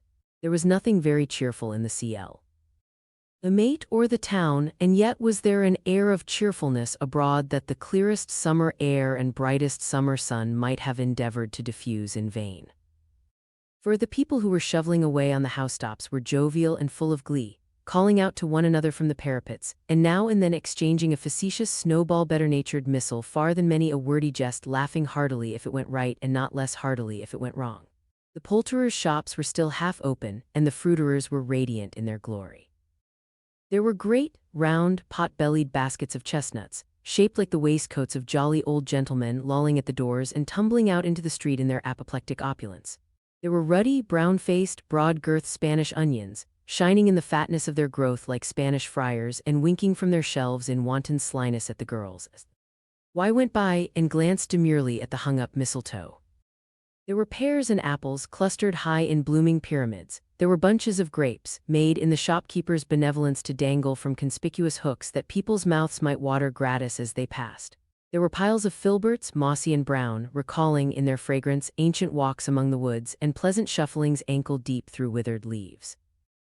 There were Norfolk biffins, squat and swarthy, setting off the yellow of the oranges and lemons, and, in the great compactness of their juicy persons, urgently entreating and beseeching to be carried home in paper bags and eaten after dinner. The very gold and silver fish set forth among these choice fruits in a bowl, though mem. Ers of a dull and stagnant-blooded race appeared to know that there was something going on, and, to a fish, went gasping round and round their little world in slow and passionless excitement. The grocers, oh, the grocers, nearly closed with perhaps 2 shutters down or one, but through those gaps such glimpses. It was not alone that the scales descending on the counter made a merry sound, or that the twine and roller parted company so briskly, or that the canisters were rattled up and down like juggling tricks, or even that the blended scents of tea and coffee were so grateful to the nose, or even that the raisins were so plentiful and rare, the almonds so extremely white, the sticks of cinnamon so long and straight, the other spices so delicious. The candied fruits so caked and spotted with molten sugar as to make the coldest lookers on feel faint and subsequently bilious. Nor was it that the figs were moist and pulpy or that the French plums blushed in Maud as tartness from their highly decorated boxes, or that everything was good to eat and in its Christmas dress. But the customers were all so hurried and so eager in the hopeful promise of the day that they tumbled up against each other at the door, crashing their wicker baskets wildly, and left their purchases upon the counter and came running back to fetch them, and committed hundreds of the like mistakes in the best humor possible. While the grocer and his people were so frank and fresh that the polished hearts with which they fastened their aprons behind might have been their own, worn outside for general inspection, and for Christmas daws to peck at if they chose. But soon the steeples called good people all to church and chapel, and away they came, flocking through the streets in their best clothes and with their gayest faces. And at the same time there emerged from scores of by-streets, lanes, and nameless turnings, innumerable people, carrying their dinners to the bakers' shops. The sight of these poor revelers appeared to interest the spirit very much, for he stood with Scrooge beside him in a baker's doorway, and taking off the covers as their bearers passed, sprinkled incense on their dinners from his torch. And it was a very uncommon kind of torch, for once or twice when there were angry words between some dinner carriers who had jostled each other, he shed a few drops of water on them from it, and their good humor was rest. Or directly, for they said it was a shame to quarrel upon Christmas Day, and so it was, God love it, so it was. In time the bells ceased and the bakers were shut up, and yet there was a genial shadowing forth of all these dinners and the progress of their cooking, in the thawed blotch of wet above each baker's oven, where the pavement smoked as if its stones were cooking too. "Is there a peculiar flavor in what you sprinkle from your torch?" asked Scrooge. "There is, my own." "Would it apply to any kind of dinner on this day?" asked Scrooge. "To any kindly given, to a poor one most." "Why to a poor one most?" asked Scrooge. "Because it needs it most."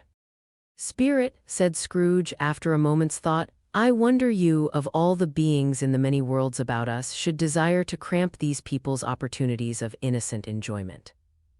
"Aye," cried the Spirit. "You would deprive them of their means of dining every 7th day, often the only day on which they can be said to dine at all," said Scrooge, "wouldn't you?" "Aye," cried the Spirit. "You seek to close these places on the 7th day," said Scrooge, "and it comes to the same thing." "I seek," exclaimed the Spirit. "Forgive me if I am wrong, it has been done in your name, or at least in that of your family," said Scrooge. "There are some upon this earth of yours," returned the Spirit, "who lay claim to know us and who do their deeds of passion, pride, ill will, hatred, envy, bigotry, and selfishness in our name, who are as strange to us and all our kith and kin as if they had never lived. Remember that, and charge their doings on themselves, not us." Scrooge promised that he would, and they went on, invisible as they had been before, into the suburbs of the town. It was a remarkable quality of the ghost, which Scrooge had observed at the baker's, that notwithstanding his gigantic size he could accommodate himself to any place with ease, and that he stood beneath a low roof quite as gracefully and like a supernatural creature as it was possible he could have done in any lofty hall. And perhaps it was the pleasure the good Spirit had in showing off this power of his, or else it was his own kind, generous, hearty nature and his sympathy with all poor men that led him straight to Scrooge's clerks. For there he went and took Scrooge with him, holding to his robe, and on the threshold of the door the Spirit smiled and stopped to bless Bob Cratchit's dwelling with the sprinkling of his torch. Think of that. Bob had but 15 bob a week himself. He pocketed on Saturdays but 15 copies of his Christian name, and yet the ghost of Christmas present blessed his 4-roomed house. Then up rose Mrs. Cratchit, Cratchit's wife, dressed out but poorly in a twice-turned gown but brave in ribbons which are cheap and make a goodly show for sixpence. And she laid the cloth, assisted by Belinda Cratchit, second of her daughters, also brave in ribbons. While Master Peter Cratchit plunged a fork into the saucepan of potatoes, and getting the corners of his monstrous shirt collar, Bob's private property, conferred upon his son an heir in honor of the day, into his mouth, rejoiced to find himself so gallantly attired, and yearned to show his linen in the fashionable parks. And now two smaller Cratchits, boy and girl, came tearing in, screaming that outside the baker's they had smelt the goose and known it for their own.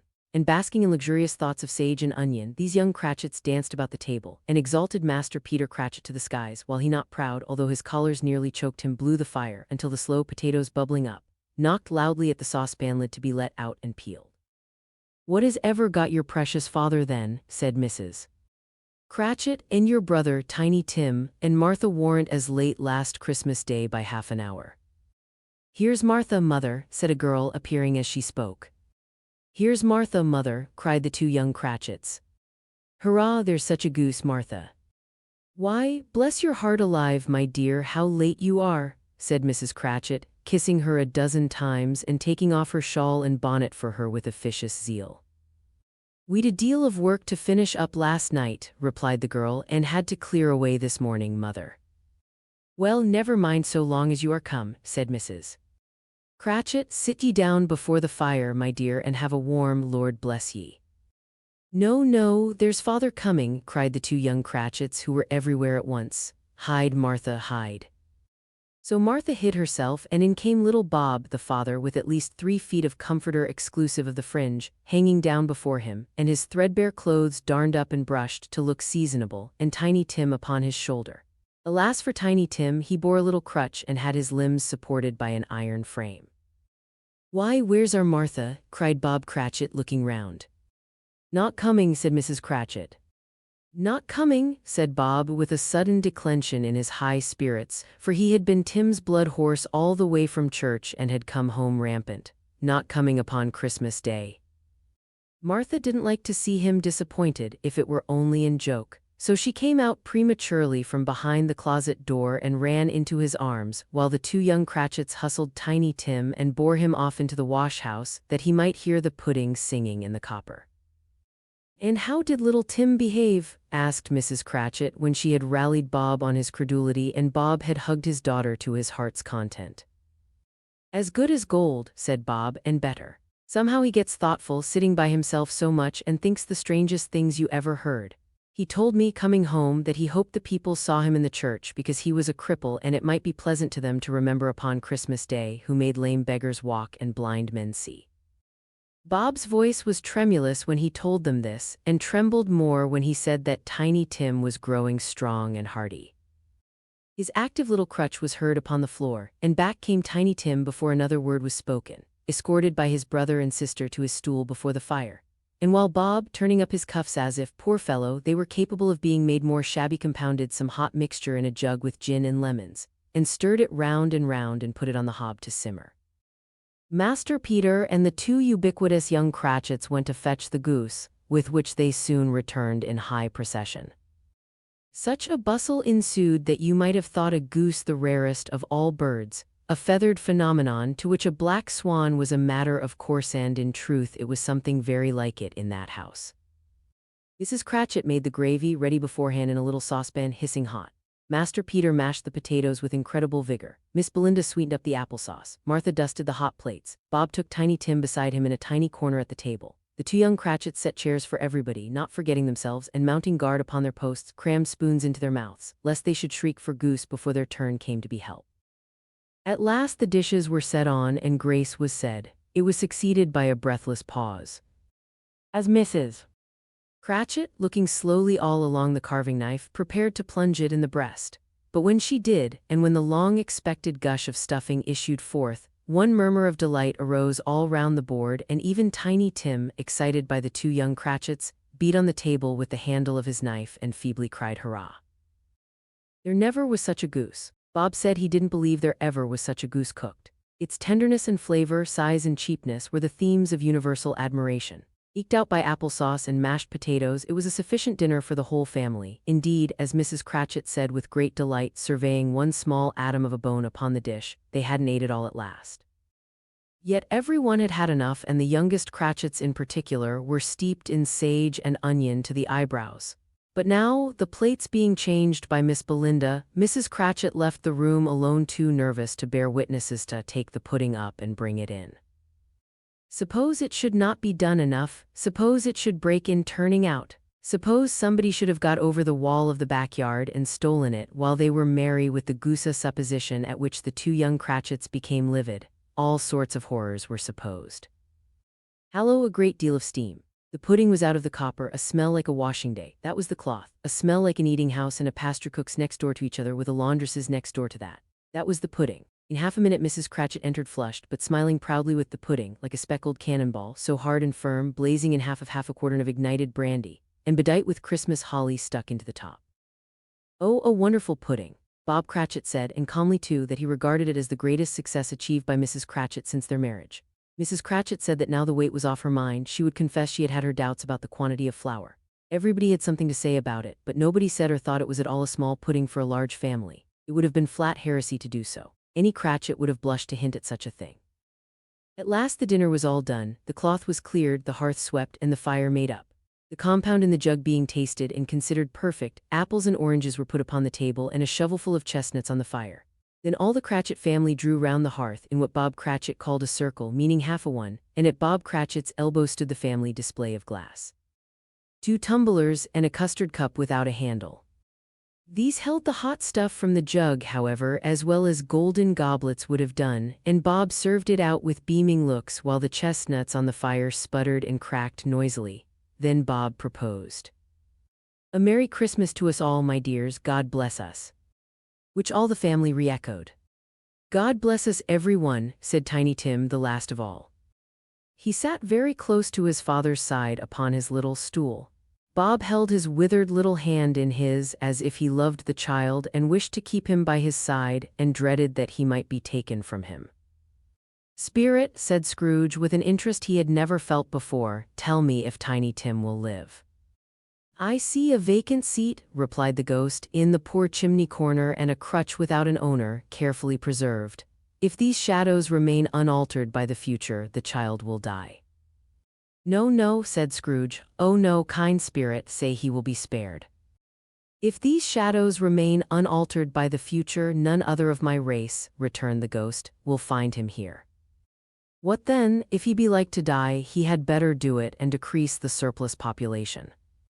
Scrooge hung his head to hear his own words quoted by the spirit, and was overcome with penitence and grief. "Man," said the ghost, "if man you be in heart, not adamant, forbear that wicked cant until you have discovered what the surplus is and where it is. Will you decide what men shall live, what men shall die? It may be that in the sight of heaven you are more worthless and less fit to live than millions like this poor man's child. O God, to hear the insect on the leaf pronouncing on the too much life among his hungry brothers in the dust." Scrooge bent before the ghost's rebuke and trembling cast his eyes upon the ground, but he raised them speedily on hearing his own name. "Mr. Scrooge," said Bob, "I'll give you Mr. Scrooge, the founder of the feast."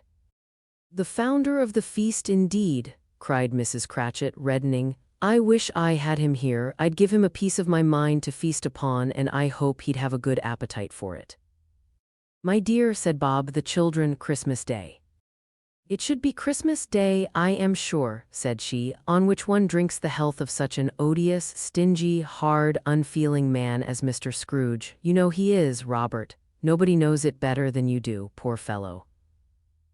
"My dear," was Bob's mild answer, "Christmas Day." "I'll drink his health for your sake and the day's," said Mrs. Cratchit, "not for his. Long life to him, a Merry Christmas and a Happy New Year. He'll be very merry and very happy, I have no doubt." The children drank the toast after her. It was the first of their proceedings which had no heartiness. Tiny Tim drank it last of all, but he didn't care tuppence for it. Scrooge was the ogre of the family. The mention of his name cast a dark shadow on the party which was not dispelled for full 5 minutes. After it had passed away, they were 10 times merrier than before, from the mere relief of Scrooge the baleful being done with. Bob Cratchit told them how he had a situation in his eye for Master Peter which would bring in, if obtained, full 5 and 6 weekly. The two young Cratchits laughed tremendously at the idea of Peter's being a man of business, and Peter himself looked thoughtfully at the fire from between his collars, as if he were deliberating what particular investments he should favor when he came into the receipt of that bewildering income. Martha, who was a poor apprentice at a milliner's, then told them what kind of work she had to do and how many hours she worked at a stretch and how she meant to lie abed tomorrow morning for a good long rest, tomorrow being a holiday she passed at home. Also how she had seen a countess and a lord some days before and how the lord was much about as tall as Peter, at which Peter pulled up his collars so high that you couldn't have seen his head if you had been there. All this time the chestnuts in the jug went round and by they had a song about a lost child traveling in the snow from Tiny Tim, who had a plaintive little voice and sang it very well indeed. There was nothing of high mark in this. They were not a handsome family, they were not well dressed, their shoes were far from being waterproof, their clothes were scanty, and Peter might have known, and very likely did, the inside of a pawnbroker's. But they were happy, grateful, pleased with one another, and contented with the time, and when they faded and looked happier yet in the bright sprinklings of the spirit's torch at parting, Scrooge had his eye upon them, and especially on Tiny Tim, until the last. By this time it was getting dark and snowing pretty heavily, and as Scrooge and the spirit went along the streets, the brightness of the roaring fires in kitchens, parlors, and all sorts of rooms was wonderful. Here the flickering of the blaze showed preparations for a cozy dinner, with hot plates baking through and through before the fire and deep red curtains, ready to be drawn to shut out cold and darkness. There all the children of the house were running out into the snow to meet their married sisters, brothers, cousins, uncles, aunts, and be the first to greet them. Here again were shadows on the window blind of guests assembling, and there a group of handsome girls, all hooded and fur-booted and all chattering at once, tripped lightly off to some near neighbor's house, where, woe upon the single man who saw them enter artful witches, while they knew it in a glow. But if you had judged from the numbers of people on their way to friendly gatherings, you might have thought that no one was at home to give them welcome when they got there, instead of every house expecting company and piling up its fires half chimney high. Blessings on it, how the ghost exulted! How it bared its breadth of breast and opened its capacious palm and floated on, outpouring with a generous hand, its bright and harmless mirth on everything within its reach. The very lamplighter who ran on before, dotting the dusky street with specks of light, and who was dressed to spend the evening somewhere, laughed out loudly as the spirit passed, though little kenned the lamplighter that he had any company but Christmas. And now, without a word of warning from the ghost, they stood upon a bleak and desert moor where monstrous masses of rude stone were cast about, as though it were the burial place of giants, and water spread itself wheresoever it listed, or would have done so but for the frost that held it prisoner, and nothing grew but moss and furze and coarse rank grass. Down in the west the setting sun had left a streak of fiery red which glared upon the desolation for an instant like a sullen eye, and frowning lower, lower, lower yet, was lost in the thick gloom of darkest night.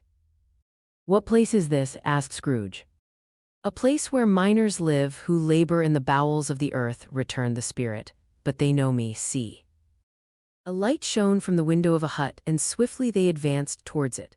Passing through the wall of mud and stone, they found a cheerful company assembled round a glowing fire. An old, old man and woman with their children and their children's children, and another generation beyond that, all decked out gaily in their holiday attire.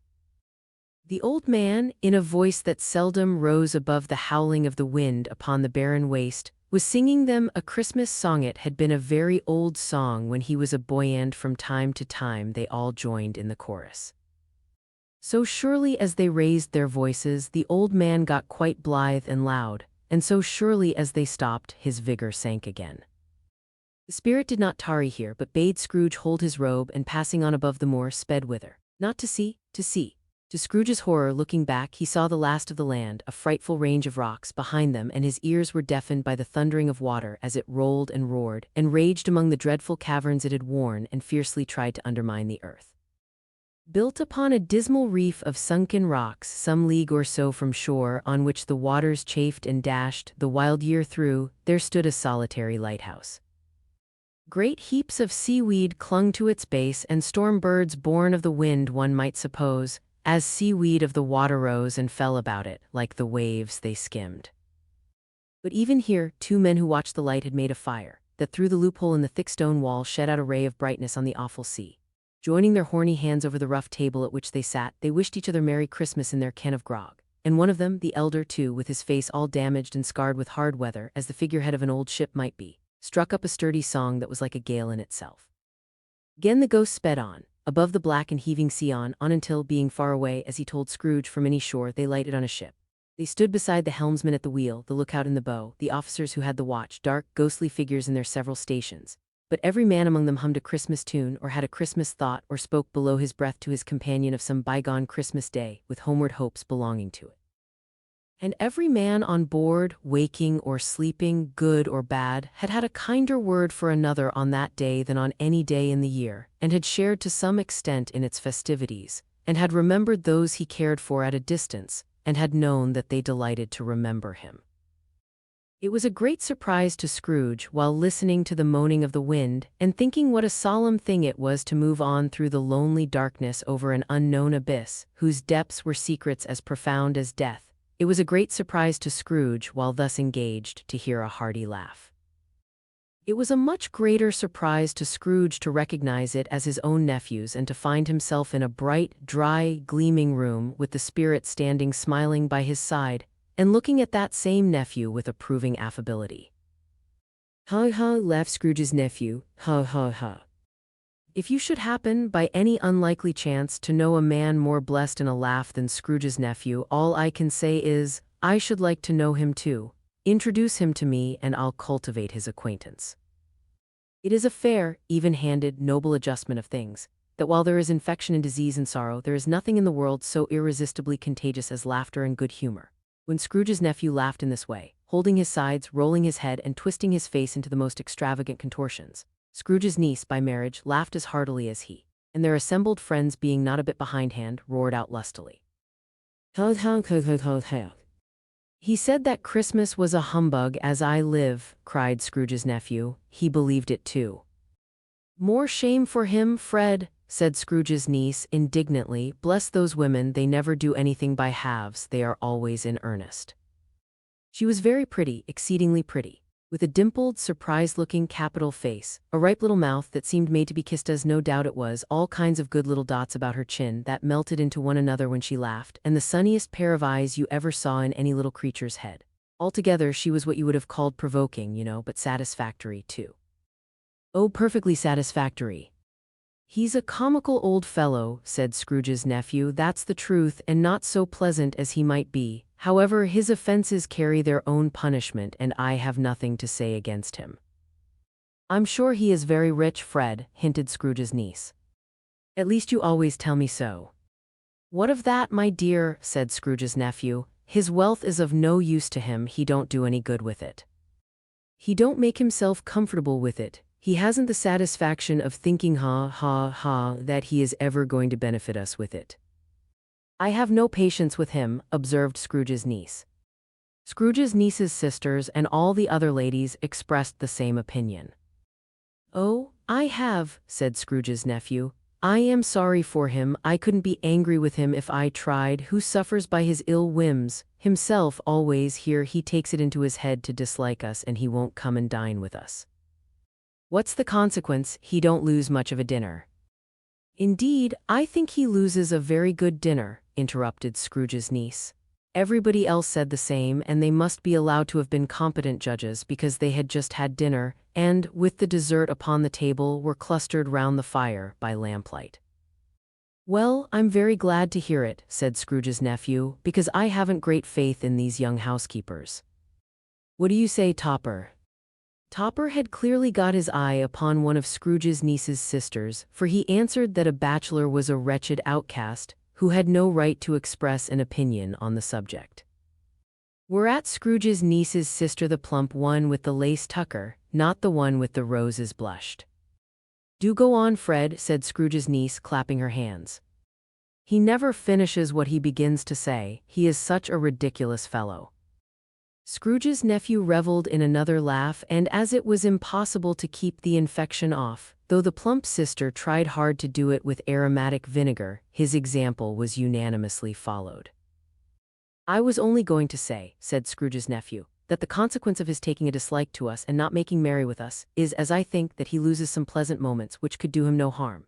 I am sure he loses pleasanter companions than he can find in his own thoughts, either in his mouldy old office or his dusty chambers. I mean to give him the same chance every year, whether he likes it or not, for I pity him."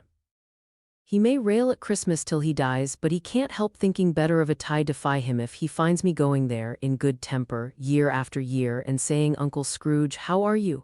If it only puts him in the vein to leave his poor clerk £50, that's something, and I think I shook him yesterday." It was their turn to laugh now at the notion of his shaking Scrooge, but being thoroughly good-natured and not much caring what they laughed at, so that they laughed at any rate, he encouraged them in their merriment and passed the bottle joyously. After tea, they had some music, for they were a musical family and knew what they were about when they sung a glee or catch, I can assure you, especially Topper, who could growl away in the bass like a good one and never swell the large veins in his forehead or get red in the face over it. Scrooge's niece played well upon the harp and played among other tunes a simple little air, a mere nothing. You might learn to whistle it in 2 minutes, which had been familiar to the child who fetched Scrooge from the boarding school, as he had been reminded by the ghost of Christmas past. When this strain of music sounded, all the things that ghost had shown him came upon his mind. He softened more and more, and thought that if he could have listened to it often, years ago, he may have cultivated the kindnesses of life for his own happiness with his own hands, without resorting to the sexton's spade that buried Jacob Marley. But they didn't devote the whole evening to music. After a while they played at forfeits, for it is good to be children sometimes, and never better than at Christmas, when its mighty founder was a child himself. Stop, there was first a game at blind man's buff. Of course there was, and I no more believe Topper was really blind than I believe he had eyes in his boots. My opinion is that it was a done thing between him and Scrooge's nephew, and that the ghost of Christmas present knew it. The way he went after that plump sister in the lace tucker was an outrage on the credulity of human nature. Knocking down the fire irons, tumbling over the chairs, bumping against the piano, smothering himself among the curtains, wherever she went, there went he. He always knew where the plump sister was. He wouldn't catch anybody else. If you had fallen up against him, as some of them did, on purpose, he would have made a feint of endeavoring to seize you, which would have been an affront to your understanding, and would instantly have sidled off in the direction of the plump sister. She often cried out that it wasn't fair, and it really was not. But when at last he caught her, when in spite of all her silken rustlings and her rapid flutterings past him he got her into a corner whence there was no escape, then his conduct was the most execrable. For his pretending not to know her, his pretending that it was necessary to touch her head-dress, and further to assure himself of her identity by pressing a certain ring upon her finger and a certain chain about her neck, was vile, monstrous. No doubt she told him her opinion of it when, another blind man being in office, they were so very confidential together, behind the curtains. Scrooge's niece was not one of the blind man's buff party, but was made comfortable with a large chair and a footstool in a snug corner, where the ghost and Scrooge were close behind her. But she joined in the forfeits, and loved her love to admiration with all the letters of the alphabet. Likewise at the game of how, when, and where, she was very great, and to the secret joy of Scrooge's nephew, beat her sisters hollow, though they were sharp girls too, as Topper could have told you. There might have been 20 people there, young and old, but they all played, and so did Scrooge. For wholly forgetting in the interest he had in what was going on, that his voice made no sound in their ears, he sometimes came out with his guess quite loud, and very often guessed quite right too. For the sharpest needle, best white capel, warranted not to cut in the eye, was not sharper than Scrooge, blunt as he took it in his head to be. The ghost was greatly pleased to find him in this mood, and looked upon him with such favor that he begged like a boy to be allowed to stay until the guests departed. But this, the spirit said, could not be done. "Here is a new game," said Scrooge. "1/2 hour, spirit only one."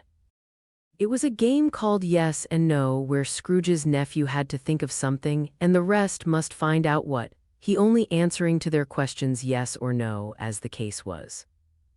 The brisk fire of questioning to which he was exposed elicited from him that he was thinking of an animal, a live animal, rather a disagreeable animal, savage animal, an animal that growled and grunted sometimes, and talked sometimes, and lived in London, and walked about the streets, and wasn't made a show of, and wasn't led by anybody, and didn't live in a menagerie, and was never killed in a market, and was not a horse or an ass or a cow or a bull or a tiger, or a dog or a pig or a cat or a bear. At every fresh question that was put to him, this nephew burst into a fresh roar of laughter, and was so inexpressibly tickled that he was obliged to get up off the sofa and stamp.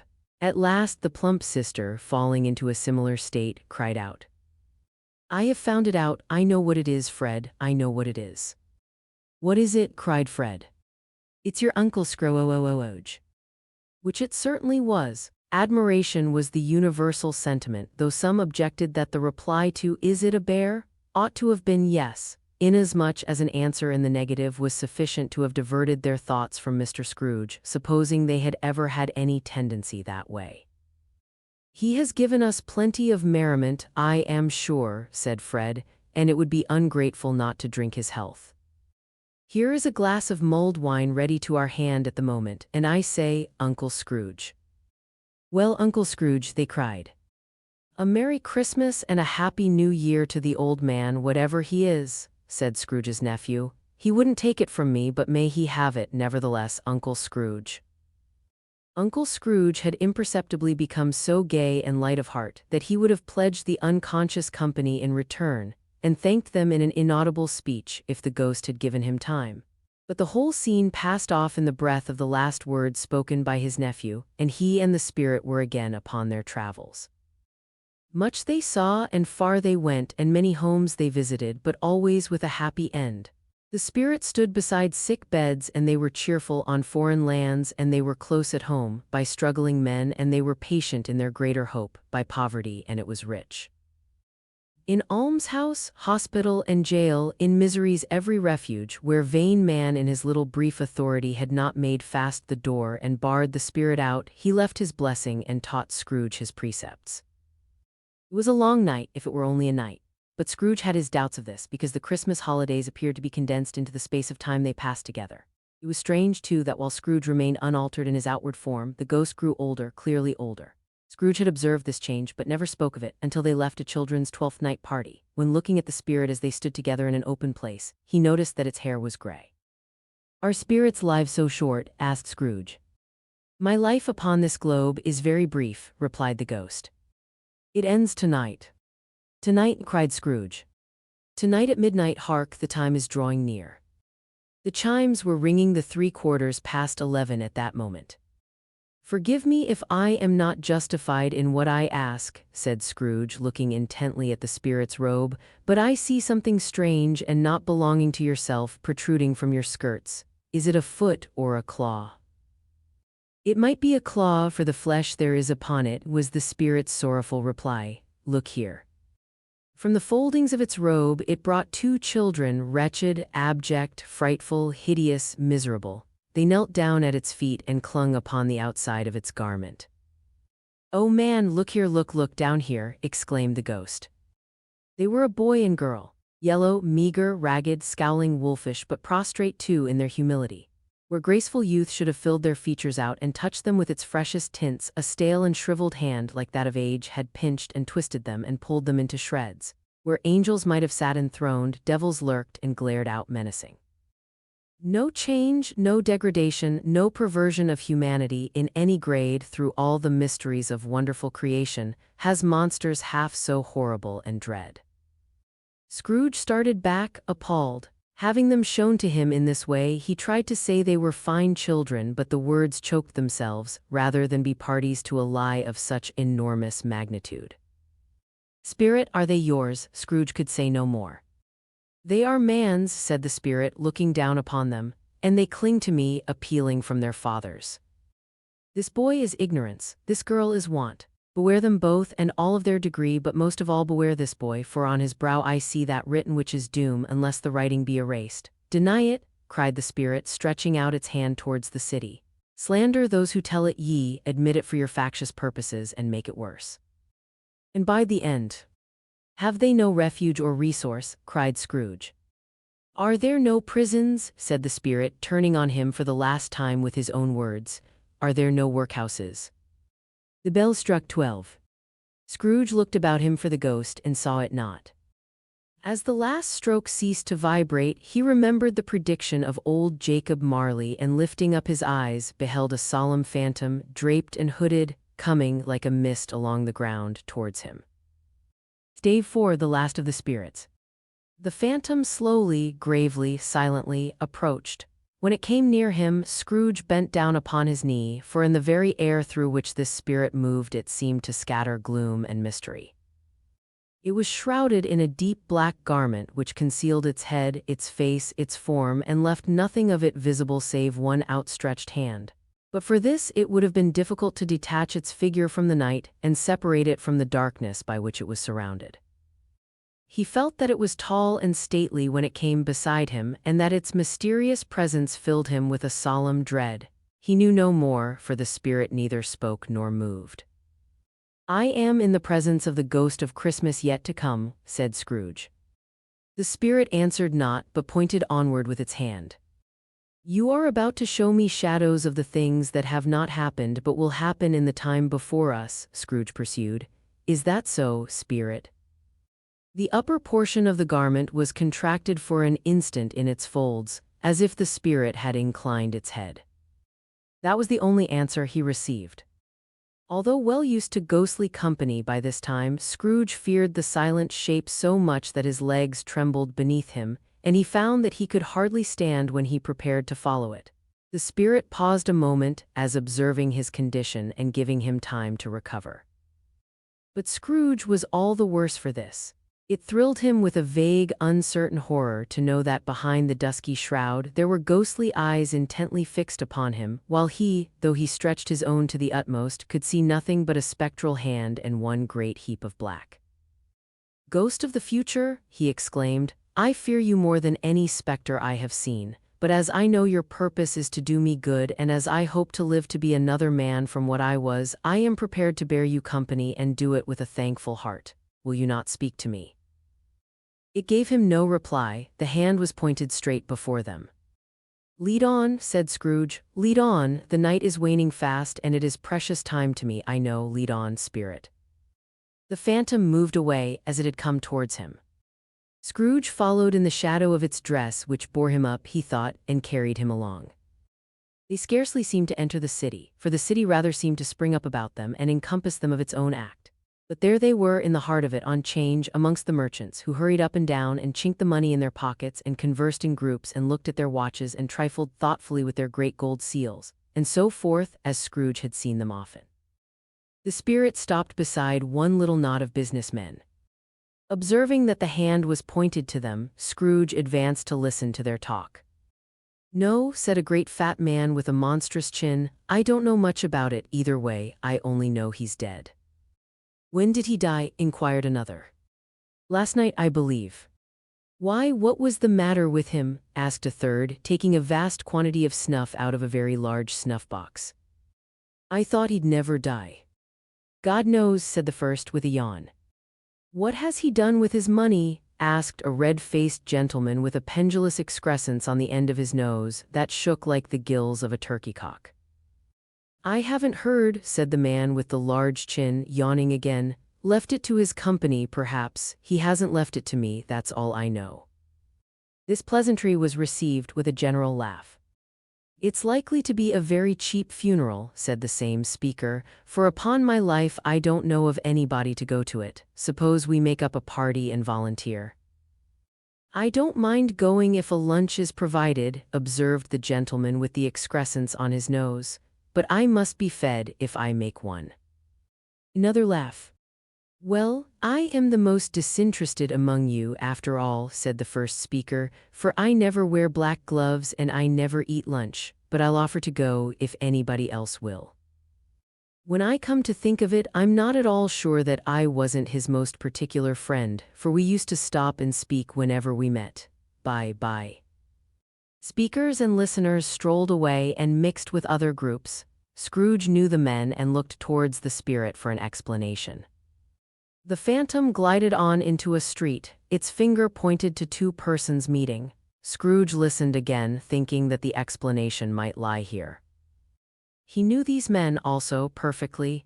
They were men of business, very wealthy and of great importance. He had made a point always of standing well in their esteem, in a business point of view, that is, strictly in a business point of view.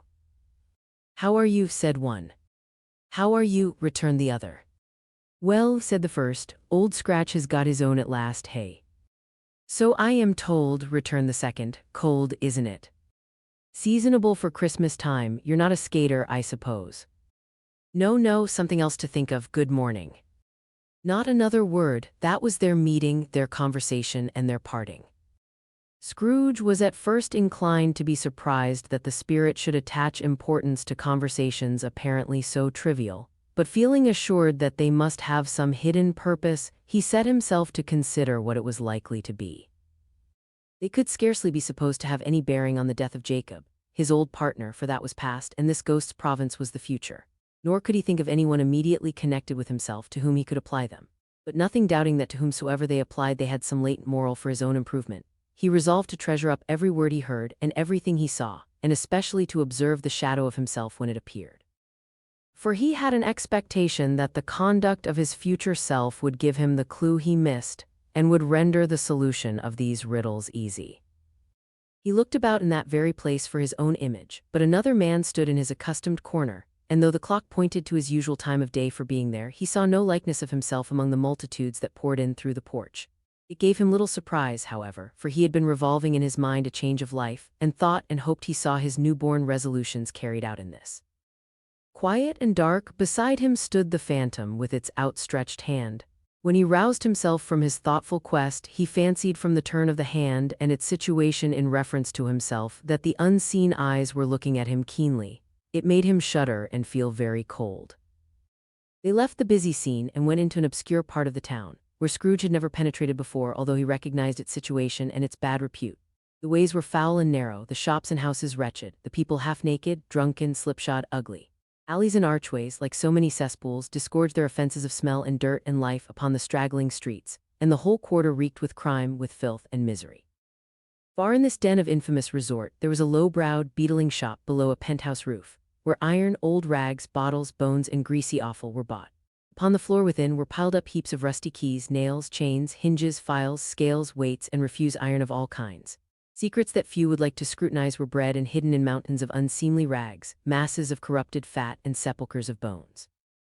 Sitting in among the wares he dealt in, by a charcoal stove made of old bricks, was a gray-haired rascal, nearly 70 years of age, who had screened himself from the cold air without by a frowsy curtaining of miscellaneous tatters hung upon a line, and smoked his pipe in all the luxury of calm retirement. Scrooge and the phantom came into the presence of this man, just as a woman with a heavy bundle slunk into the shop. But she had scarcely entered, when another woman similarly laden came in too, and she was closely followed by a man in faded black, who was no less startled by the sight of them than they had been upon the recognition of each other. After a short period of blank astonishment, in which the old man with the pipe had joined them, they all three burst into a laugh. "Let the charwoman alone to be the first," cried she who had entered first. "Let the laundress alone to be the second, and let the undertaker's man alone to be the third. Look here, old Joe, here's a chance, if we haven't all three met here without meaning it." "You couldn't have met in a better place," said old Joe, removing his pipe from his mouth. "Come into the parlor.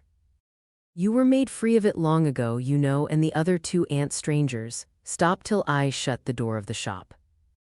Ah, how it squeaks! There ain't such a rusty bit of metal in the place as its own hinges, I believe, and I'm sure there's no such old bones here as mine. Ha ha, we're all suitable to our calling, we're well matched. Come into the parlor, come into the parlor." The parlor was the space behind the screen of rags. The old man raked the fire together with an old stair-rod, and having trimmed his smoky lamp, for it was night, with the stem of his pipe, put it in his mouth again. While he did this, the woman who had already spoken threw her bundle on the floor and sat down in a flaunting manner on a stool, crossing her elbows on her knees and looking with a bold defiance at the other two. "What odds then, what odds, Mrs. Dilber," said the woman. "Every person has a right to take care of themselves." "He always did." "That's true indeed," said the laundress, "no man more so." "Why then, don't stand staring as if you was afraid, woman, who's the wiser? We're not going to pick holes in each other's coats, I suppose." "No, indeed," said Mrs. Dilber and the man together. "We should hope not." "Very well then," cried the woman, "that's enough. Who's the worse for the loss of a few things like these? Not a dead man, I suppose." "No, indeed," said Mrs. Dilber, laughing. "If he wanted to keep 'em after he was dead, a wicked old screw," pursued the woman, "why wasn't he natural in his lifetime? If he had been, he'd have had somebody to look after him when he was struck with death, instead of lying gasping out his last there, alone by himself." "It's the truest word that ever was spoke," said Mrs. Dilber. "It's a judgment on him." I wish it was a little heavier judgment, replied the woman, and it should have been, you may depend upon it, if I could have laid my hands on anything else. Open that bundle, old Joe, and let me know the value of it. Speak out plain. I'm not afraid to be the first, nor afraid for them to see it. We know pretty well that we were helping ourselves before we met here, I believe. It's no sin. Open the bundle, Joe. But the gallantry of her friends would not allow of this, and the man in faded black, mounting the breech first, produced his plunder. It was not extensive. A seal or two, a pencil case, a pair of sleeve buttons, and a brooch of no great value were all. They were severally examined and appraised by old Joe, who chalked the sums he was disposed to give for each upon the wall, and added them up into a total when he found there was nothing more to come. That's your account, said Joe, and I wouldn't give another sixpence if I was to be boiled for not doing it. Who's next? Mrs. Dilber was next. Sheets and towels, a little wearing apparel, 2 old-fashioned silver teaspoons, a pair of sugar tongs, and a few boots. Her account was stated on the wall in the same manner. I always give too much to ladies. It's a weakness of mine, and that's the way I ruin myself, said old Joe. That's your account. If you asked me for another penny and made it an open question, I'd repent of being so liberal and knock off half a crown. And now undo my bundle, Joe, said the first woman. Joe went down on his knees for the greater convenience of opening it, and having unfastened a great many knots, dragged out a large and heavy roll of some dark stuff. What do you call this? Said Joe. Bed curtains. Ah, returned the woman, laughing and leaning forward on her crossed arms. Bed curtains. You don't mean to say you took 'em down, rings and all, with him lying there, said Joe. Yes, I do, replied the woman. Why not? You were born to make your fortune, said Joe, and you'll certainly do it. I certainly shan't hold my hand when I can get anything in it by reaching it out for the sake of such a man as he was, I promise you, Joe, returned the woman coolly. Don't drop that oil upon the blankets now. His blankets? Asked Joe. Whose else's do you think? Replied the woman. He isn't likely to take cold without 'em, I dare say. I hope he didn't die of anything catching, said old Joe, stopping in his work and looking up. Don't you be afraid of that, returned the woman. I ain't so fond of his company that I'd loiter about him for such things if he did. Ah, you may look through that shirt till your eyes ache, but you won't find a hole in it nor a threadbare place. It's the best he had, and a fine one too. They'd have wasted it if it hadn't been for me. What do you call wasting of it? Asked old Joe. Putting it on him to be buried in, to be sure, replied the woman with a laugh. Somebody was fool enough to do it, but I took it off again. If calico ain't good enough for such a purpose, it isn't good enough for anything. It's quite as becoming to the body. He can't look uglier than he did in that one. Scrooge listened to this dialogue in horror. As they sat grouped about their spoil in the scanty light afforded by the old man's lamp, he viewed them with a detestation and disgust which could hardly have been greater, though they had been obscene demons marketing the corpse itself. Ha, ha, laughed the same woman when old Joe, producing a flannel bag with money in it, told out their several gains upon the ground. This is the end of it, you see. He frightened every one away from him when he was alive to profit us when he was dead. Ha, ha, ha. Spirit, said Scrooge, shuddering from head to foot. I see, the case of this unhappy man might be my own. My life tends that way now. Merciful heaven, what is this? He recoiled in terror, for the scene had changed, and now he almost touched a bed, a bare, uncurtained bed, on which, beneath a ragged sheet, there lay a something covered up which, though it was dumb, announced itself in awful language. The room was very dark, too dark to be observed with any accuracy, though Scrooge glanced round it in obedience to a secret impulse, anxious to know what kind of room it was. A pale light, rising in the outer air, fell straight upon the bed, and on it, plundered and bereft, unwatched, unwept, uncared for, was the body of this man. Scrooge glanced towards the phantom. Its steady hand was pointed to the head. The cover was so carelessly adjusted that the slightest raising of it, the motion of a finger upon Scrooge's part, would have disclosed the face. He thought of it, felt how easy it would be to do, and longed to do it, but had no more power to withdraw the veil than to dismiss the spectre at his side. O cold, cold, rigid, dreadful death, set up thine altar here, and dress it with such terrors as thou hast at thy command, for this is thy dominion. But of the loved, revered, and honored head, thou canst not turn one hair to thy dread purposes, or make one feature odious. It is not that the hand is heavy and will fall down when released. It is not that the heart and pulse are still, but that the hand was open, generous, and true, the heart brave, warm, and tender, and the pulse a man's. Strike, shadow, strike, and see his good deeds springing from the wound to sow the world with life immortal. No voice pronounced these words in Scrooge's ears, and yet he heard them when he looked upon the bed. He thought, if this man could be raised up now, what would be his foremost thoughts? Avarice, hard dealing, griping cares, they have brought him to a rich end, truly. He lay in the dark, empty house with not a man, a woman, or a child to say that he was kind to me in this or that, and for the memory of one kind word I will be kind to him. A cat was tearing at the door, and there was a sound of gnawing rats beneath the hearthstone. What they wanted in the room of death, and why they were so restless and disturbed, Scrooge did not dare to think. Spirit, he said, this is a fearful place. In leaving it, I shall not leave its lesson. Trust me, let us go. Still the ghost pointed with an unmoved finger to the head. I understand you, Scrooge returned, and I would do it if I could, but I have not the power, Spirit, I have not the power. Again it seemed to look upon him. If there is any person in the town who feels emotion caused by this man's death, said Scrooge, quite agonized, show that person to me, Spirit, I beseech you. The phantom spread its dark robe before him for a moment, like a wing, and withdrawing it, revealed a room by daylight where a mother and her children were. She was expecting someone, and with anxious eagerness, for she walked up and down the room, started at every sound, looked out from the window, glanced at the clock, tried, but in vain, to work with her needle, and could hardly bear the voices of the children in their play. At length the long-expected knock was heard. She hurried to the door and met her husband, a man whose face was careworn and depressed, though he was young. There was a remarkable expression in it now, a kind of serious delight of which he felt ashamed and which he struggled to repress. He sat down to the dinner that had been hoarding for him by the fire, and when she asked him faintly what news, which was not until after a long silence, he appeared embarrassed how to answer. Is it good, she said, or bad, to help him? Bad, he answered. We are quite ruined. No, there's hope yet, Caroline. If he relents, she said, amazed, there is. Nothing is past hope if such a miracle has happened. He is past relenting, said her husband. He is dead. She was a mild and patient creature if her face spoke truth, but she was thankful in her soul to hear it, and she said so, with clasped hands. She prayed forgiveness the next moment and was sorry, but the first was the emotion of her heart. What the half-drunken woman whom I told you of last night said to me when I tried to see him and obtain a week's delay, and what I thought was a mere excuse to avoid me, turns out to have been quite true. He was not only very ill, but dying then. To whom will our debt be transferred?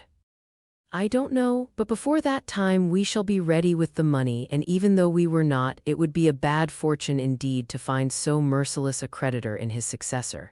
We may sleep tonight with light hearts, Caroline. Yes, soften it as they would, their hearts were lighter. The children's faces, hushed and clustered round to hear what they so little understood, were brighter, and it was a happier house for this man's death. The only emotion that the ghost could show him, caused by the event, was one of pleasure. Let me see some tenderness connected with a death, said Scrooge, or that dark chamber, Spirit, which we left just now, will be forever present to me.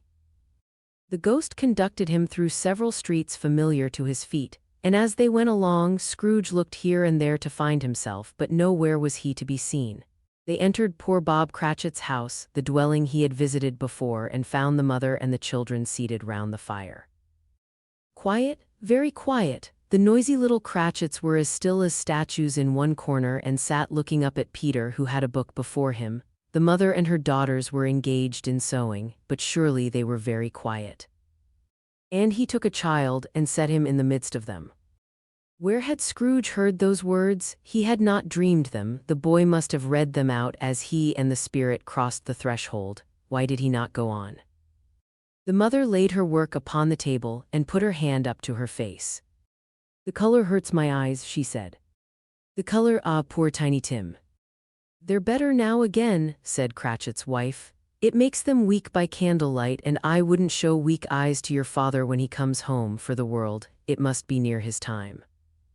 Past it rather, Peter answered, shutting up his book. But I think he has walked a little slower than he used, these few last evenings, Mother." They were very quiet again. At last she said, and in a steady, cheerful voice that only faltered once, I have known him walk with Tiny Tim upon his shoulder, very fast indeed." "And so have I," cried Peter, "often." "And so have I," exclaimed another, "so had all." "But he was very light to carry," she resumed, intent upon her work, "and his father loved him so that it was no trouble, and there is your father at the door." She hurried out to meet him, and little Bob and his comforter, he had need of it, poor fellow, came in. His tea was ready for him on the hob, and they all tried who should help him to it most. Then the two young Cratchits got upon his knees and laid, each child a little cheek, against his face, as if they said, "Don't mind it, father, don't be grieved." Bob was very cheerful with them and spoke pleasantly to all the family. He looked at the work upon the table and praised the industry and speed of Mrs. Cratchit and the girls. They would be done long before Sunday, he said. "Sunday you went today then, Robert?" said his wife. "Yes, my dear," returned Bob. "I wish you could have gone, it would have done you good to see how green a place it is, but you'll see it often. I promised him that I would walk there on a Sunday. My little child," cried Bob, "my little child." He broke down all at once. He couldn't help it. If he could have helped it, he and his child would have been farther apart perhaps than they were. He left the room and went upstairs into the room above, which was lighted cheerfully and hung with Christmas. There was a chair set close beside the child, and there were signs of someone having been there lately. Poor Bob sat down in it, and when he had thought a little and composed himself, he kissed the little face. He was reconciled to what had happened and went down again quite happy. They drew about the fire and talked, the girls and mother working still. Bob told them of the extraordinary kindness of Mr. Scrooge's nephew, whom he had scarcely seen but once, and who, meeting him in the street that day and seeing that he looked just a little down, said Bob, inquired what had happened to distress him. On which, said Bob, for he is the pleasantest spoken gentleman you ever heard, I told him, "I am heartily sorry for it, Mr. Cratchit," he said, "and heartily sorry for your good wife. By the by, how he ever knew that, I don't know." "Knew what, my dear?" "Why, that you were a good wife," replied Bob. "Everybody knows that," said Peter. "Very well observed, my boy," cried Bob. "I hope they do. Heartily sorry," he said, "for your good wife. If I can be of service to you in any way," he said, giving me his card, "that's where I live, pray come to me." Now it wasn't, cried Bob, for the sake of anything he might be able to do for us, so much as for his kind way, that this was quite delightful. It really seemed as if he had known our Tiny Tim and felt with us. "I'm sure he's a good soul," said Mrs. Cratchit.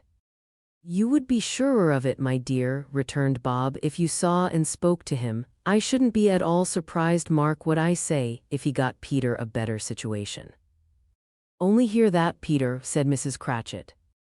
"And then," cried one of the girls, "Peter will be keeping company with someone and setting up for himself." "Get along with you," retorted Peter, grinning. "It's just as likely as not," said Bob, "one of these days, though there's plenty of time for that, my dear. But however and whenever we part from one another, I am sure we shall none of us forget poor Tiny Tim, shall we, or this first parting that there was among us." "Never, father," cried they all. "And I know," said Bob, "I know, my dears, that when we recollect how patient and how mild he was, although he was a little child, we shall not quarrel easily among ourselves and forget poor Tiny Tim in doing it." "No, never, father," they all cried again. "I am very happy," said little Bob, "I am very happy." Mrs. Cratchit kissed him, his daughters kissed him, the two young Cratchits kissed him, and Peter and himself shook hands. "Spirit of Tiny Tim, thy childish essence was from God." "Spectre," said Scrooge, "something informs me that our parting moment is at hand. I know it, but I know not how. Tell me what man that was whom we saw lying dead." The ghost of Christmas yet to come conveyed him, as before though at a different time, he thought. Indeed, there seemed no order in these latter visions, save that they were in the future into the resorts of business men, but showed him not himself. Indeed, the spirit did not stay for anything, but went straight on, as to the end just now desired, until besought by Scrooge to tarry for a moment. "This court," said Scrooge, "through which we hurry now, is where my place of occupation is, and has been for a length of time. I see the house. Let me behold what I shall be in days to come." The spirit stopped, the hand was pointed elsewhere. "The house is yonder," Scrooge exclaimed. "Why do you point away?" The inexorable finger underwent no change. Scrooge hastened to the window of his office and looked in. It was an office still, but not his. The furniture was not the same, and the figure in the chair was not himself. The phantom pointed as before. He joined it once again, and wondering why and whither he had gone, accompanied it until they reached an iron gate. He paused to look round before entering. A churchyard? Here then the wretched man whose name he had now to learn lay underneath the ground. It was a worthy place, walled in by houses, overrun by grass and weeds, the growth of vegetation's death, not life, choked up with too much burying, fat with repleted appetite. A worthy place. The spirit stood among the graves and pointed down to one. He advanced towards it, trembling. The phantom was exactly as it had been, but he dreaded that he saw new meaning in its solemn shape. "Before I draw nearer to that stone to which you point," said Scrooge, "answer me one question. Are these the shadows of the things that will be, or are they shadows of things that may be, only?" Still the ghost pointed downward to the grave by which it stood. "Men's courses will foreshadow certain ends, to which, if persevered in, they must lead," said Scrooge. "But if the courses be departed from, the ends will change. Say it is thus with what you show me." The spirit was immovable as ever. Scrooge crept towards it, trembling as he went, and following the finger, read upon the stone of the neglected grave his own name, Ebenezer Scrooge. "Am I that man who lay upon the bed?" he cried upon his knees. The finger pointed from the grave to him and back again. "No, spirit, oh no, no." The finger still was there. "Spirit," he cried, tight clutching at its robe, "hear me. I am not the man I was. I will not be the man I must have been but for this intercourse. Why show me this if I am past all hope?" For the first time the hand appeared to shake. "Good spirit," he pursued, as down upon the ground he fell before it, "your nature intercedes for me and pities me. Assure me that I yet may change these shadows you have shown me by an altered life." The kind hand trembled. "I will honor Christmas in my heart and try to keep it all the year. I will live in the past, the present, and the future. The spirits of all three shall strive within me. I will not shut out the lessons that they teach. Oh, tell me I may sponge away the writing on this stone." In his agony he caught the spectral hand. It sought to free itself, but he was strong in his entreaty and detained it. The spirit, stronger yet, repulsed him. Holding up his hands in a last prayer to have his fate reversed, he saw an alteration in the phantom's hood and dress. It shrunk, collapsed, and dwindled down into a bedpost. Stave 5, the end of it. Yes, and the bedpost was his own, the bed was his own, the room was his own. Best and happiest of all, the time before him was his own to make amends in. "I will live in the past, the present, and the future," Scrooge repeated as he scrambled out of bed. "The spirits of all three shall strive within me. O Jacob Marley, heaven and the Christmas time be praised for this. I say it on my knees, old Jacob, on my knees." He was so fluttered and so glowing with his good intentions that his broken voice would scarcely answer to his call. He had been sobbing violently in his conflict with the spirit, and his face was wet with tears. "They are not torn down," cried Scrooge, folding one of his bed curtains in his arms. "They are not torn down, rings and all. They are here. I am here. The shadows of the things that would have been may be dispelled. They will be. I know they will." His hands were busy with his garments all this time, turning them inside out, putting them on upside down, tearing them, mislaying them, making them parties to every kind of extravagance. "I don't know what to do," cried Scrooge, laughing and crying in the same breath, and making a perfect Laocoon of himself with his stockings. "I am as light as a feather, I am as happy as an angel, I am as merry as a schoolboy, I am as giddy as a drunken man. A Merry Christmas to everybody, a Happy New Year to all the world. Hallow here, whoop, hallow." He had frisked into the sitting room and was now standing there, perfectly winded. "There's the saucepan that the gruel was in," cried Scrooge, starting off again and going round the fireplace. "There's the door by which the ghost of Jacob Marley entered. There's the corner where the ghost of Christmas Present sat. There's the window where I saw the wandering spirits. It's all right, it's all true, it all happened." Ha ha ha. Really, for a man who had been out of practice for so many years, it was a splendid laugh, a most illustrious laugh. the father of a long, long line of brilliant laughs. "I don't know what day of the month it is," said Scrooge. "I don't know how long I've been among the spirits. I don't know anything. I'm quite a baby. Never mind, I don't care. I'd rather be a baby. Hallo, whoop, hallo here." He was checked in his transports by the churches ringing out the lustiest peals he had ever heard. Clash, clang, hammer, ding, dong, bell, bell, dong, ding, hammer, clang, clash, oh, glorious, glorious. Running to the window, he opened it and put out his head. No fog, no mist, clear, bright, jovial, stirring, cold, cold, piping for the blood to dance to golden sunlight, heavenly sky, sweet fresh air, merry bells, oh, glorious, glorious. "What's today?" cried Scrooge, calling downward to a boy in Sunday clothes, who perhaps had loitered in to look about him. Returned the boy with all his might of wonder. "What's today, my fine fellow?" said Scrooge. "Today," replied the boy. "Why, Christmas Day." "It's Christmas Day," said Scrooge to himself. "I haven't missed it. The spirits have done it all in one night. They can do anything they like. Of course they can, of course they can. Hallo, my fine fellow." "Hallo," returned the boy. "Do you know the poulterers in the next street but one at the corner?" Scrooge inquired. "I should hope I did," replied the lad. "An intelligent boy," said Scrooge. "A remarkable boy. Do you know whether they've sold the prize turkey that was hanging up there? Not the little prize turkey, the big one." "What, the one as big as me?" returned the boy.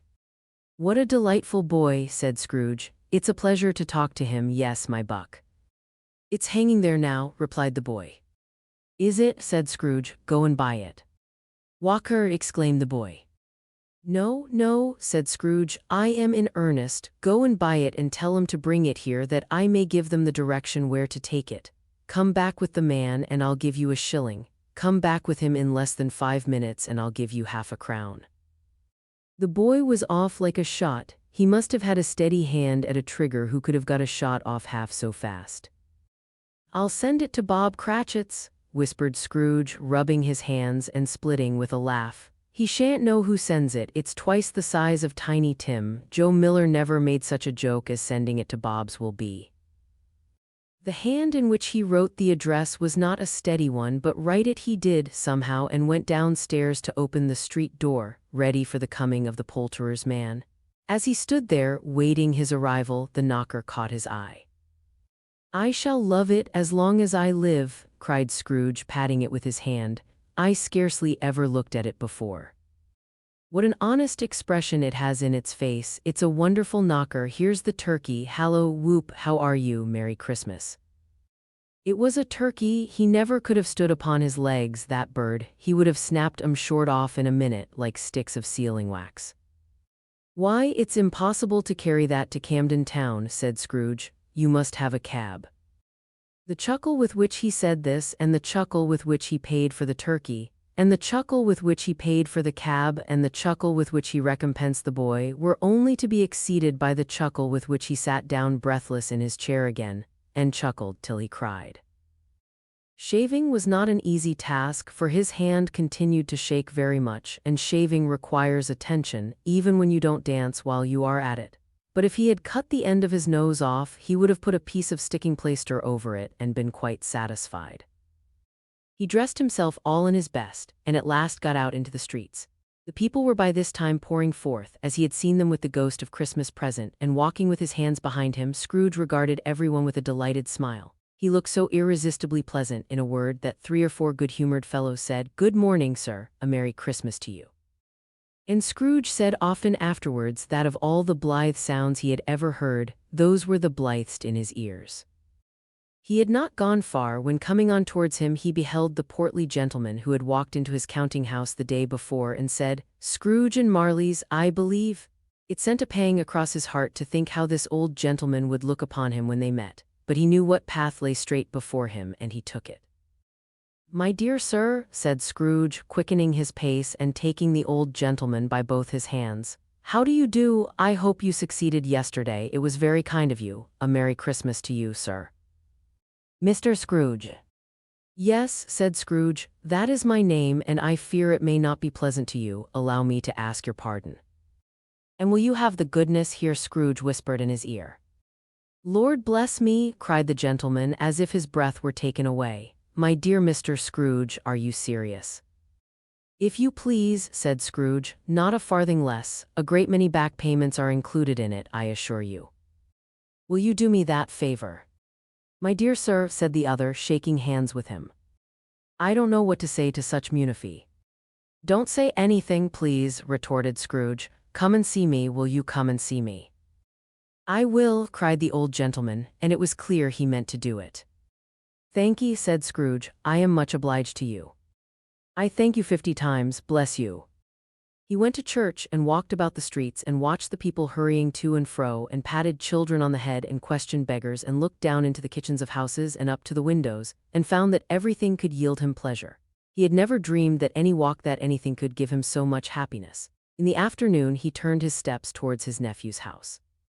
He passed the door a dozen times before he had the courage to go up and knock, but he made a dash and did it. "Is your master at home, my dear?" said Scrooge to the girl. "Nice girl, very." "Yes, sir." "Where is he, my love?" said Scrooge. "He's in the dining room, sir, along with mistress. I'll show you upstairs, if you please." "Thank'ee, he knows me," said Scrooge, with his hand already on the dining room lock. "I'll go in here, my dear." He turned it gently and sidled his face in round the door.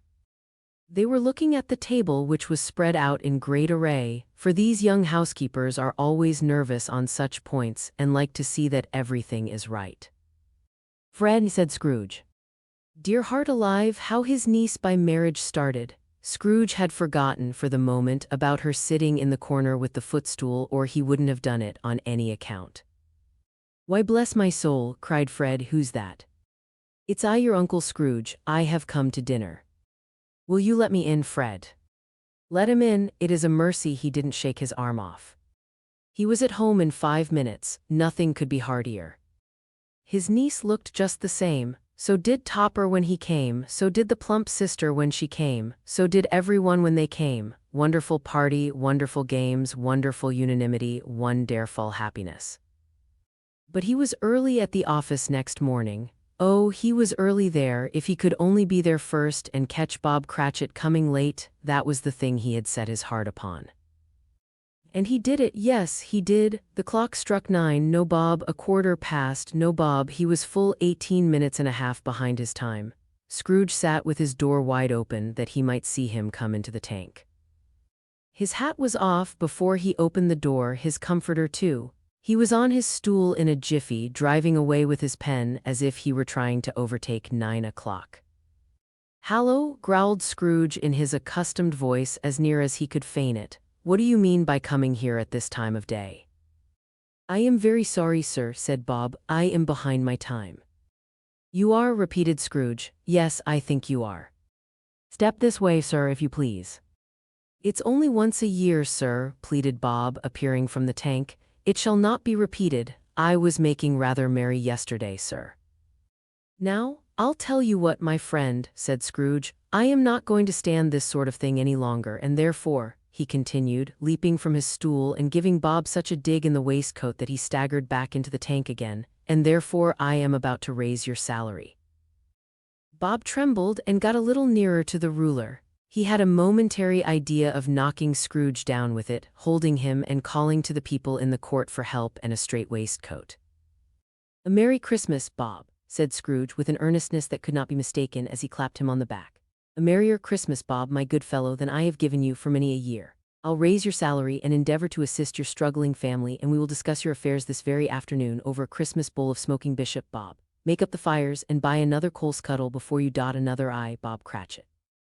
Scrooge was better than his word. He did it all and infinitely more, and to Tiny Tim, who did not die, he was a second father. He became as good a friend, as good a master, and as good a man as the good old city knew, or any other good old city, town, or borough in the good old world. Some people laughed to see the alteration in him, but he let them laugh and little heeded them, for he was wise enough to know that nothing ever happened on this globe for good at which some people did not have their fill of laughter in the outset. And knowing that such as these would be blind anyway, he thought it quite as well that they should wrinkle up their eyes in grins as have the malady in less attractive forms. His own heart laughed, and that was quite enough for him. He had no further intercourse with spirits but lived upon the total abstinence principle ever afterwards, and it was always said of him that he knew how to keep Christmas well if any man alive possessed the knowledge. May that be truly said of us and all of us. And so, as Tiny Tim observed, God bless us, everyone.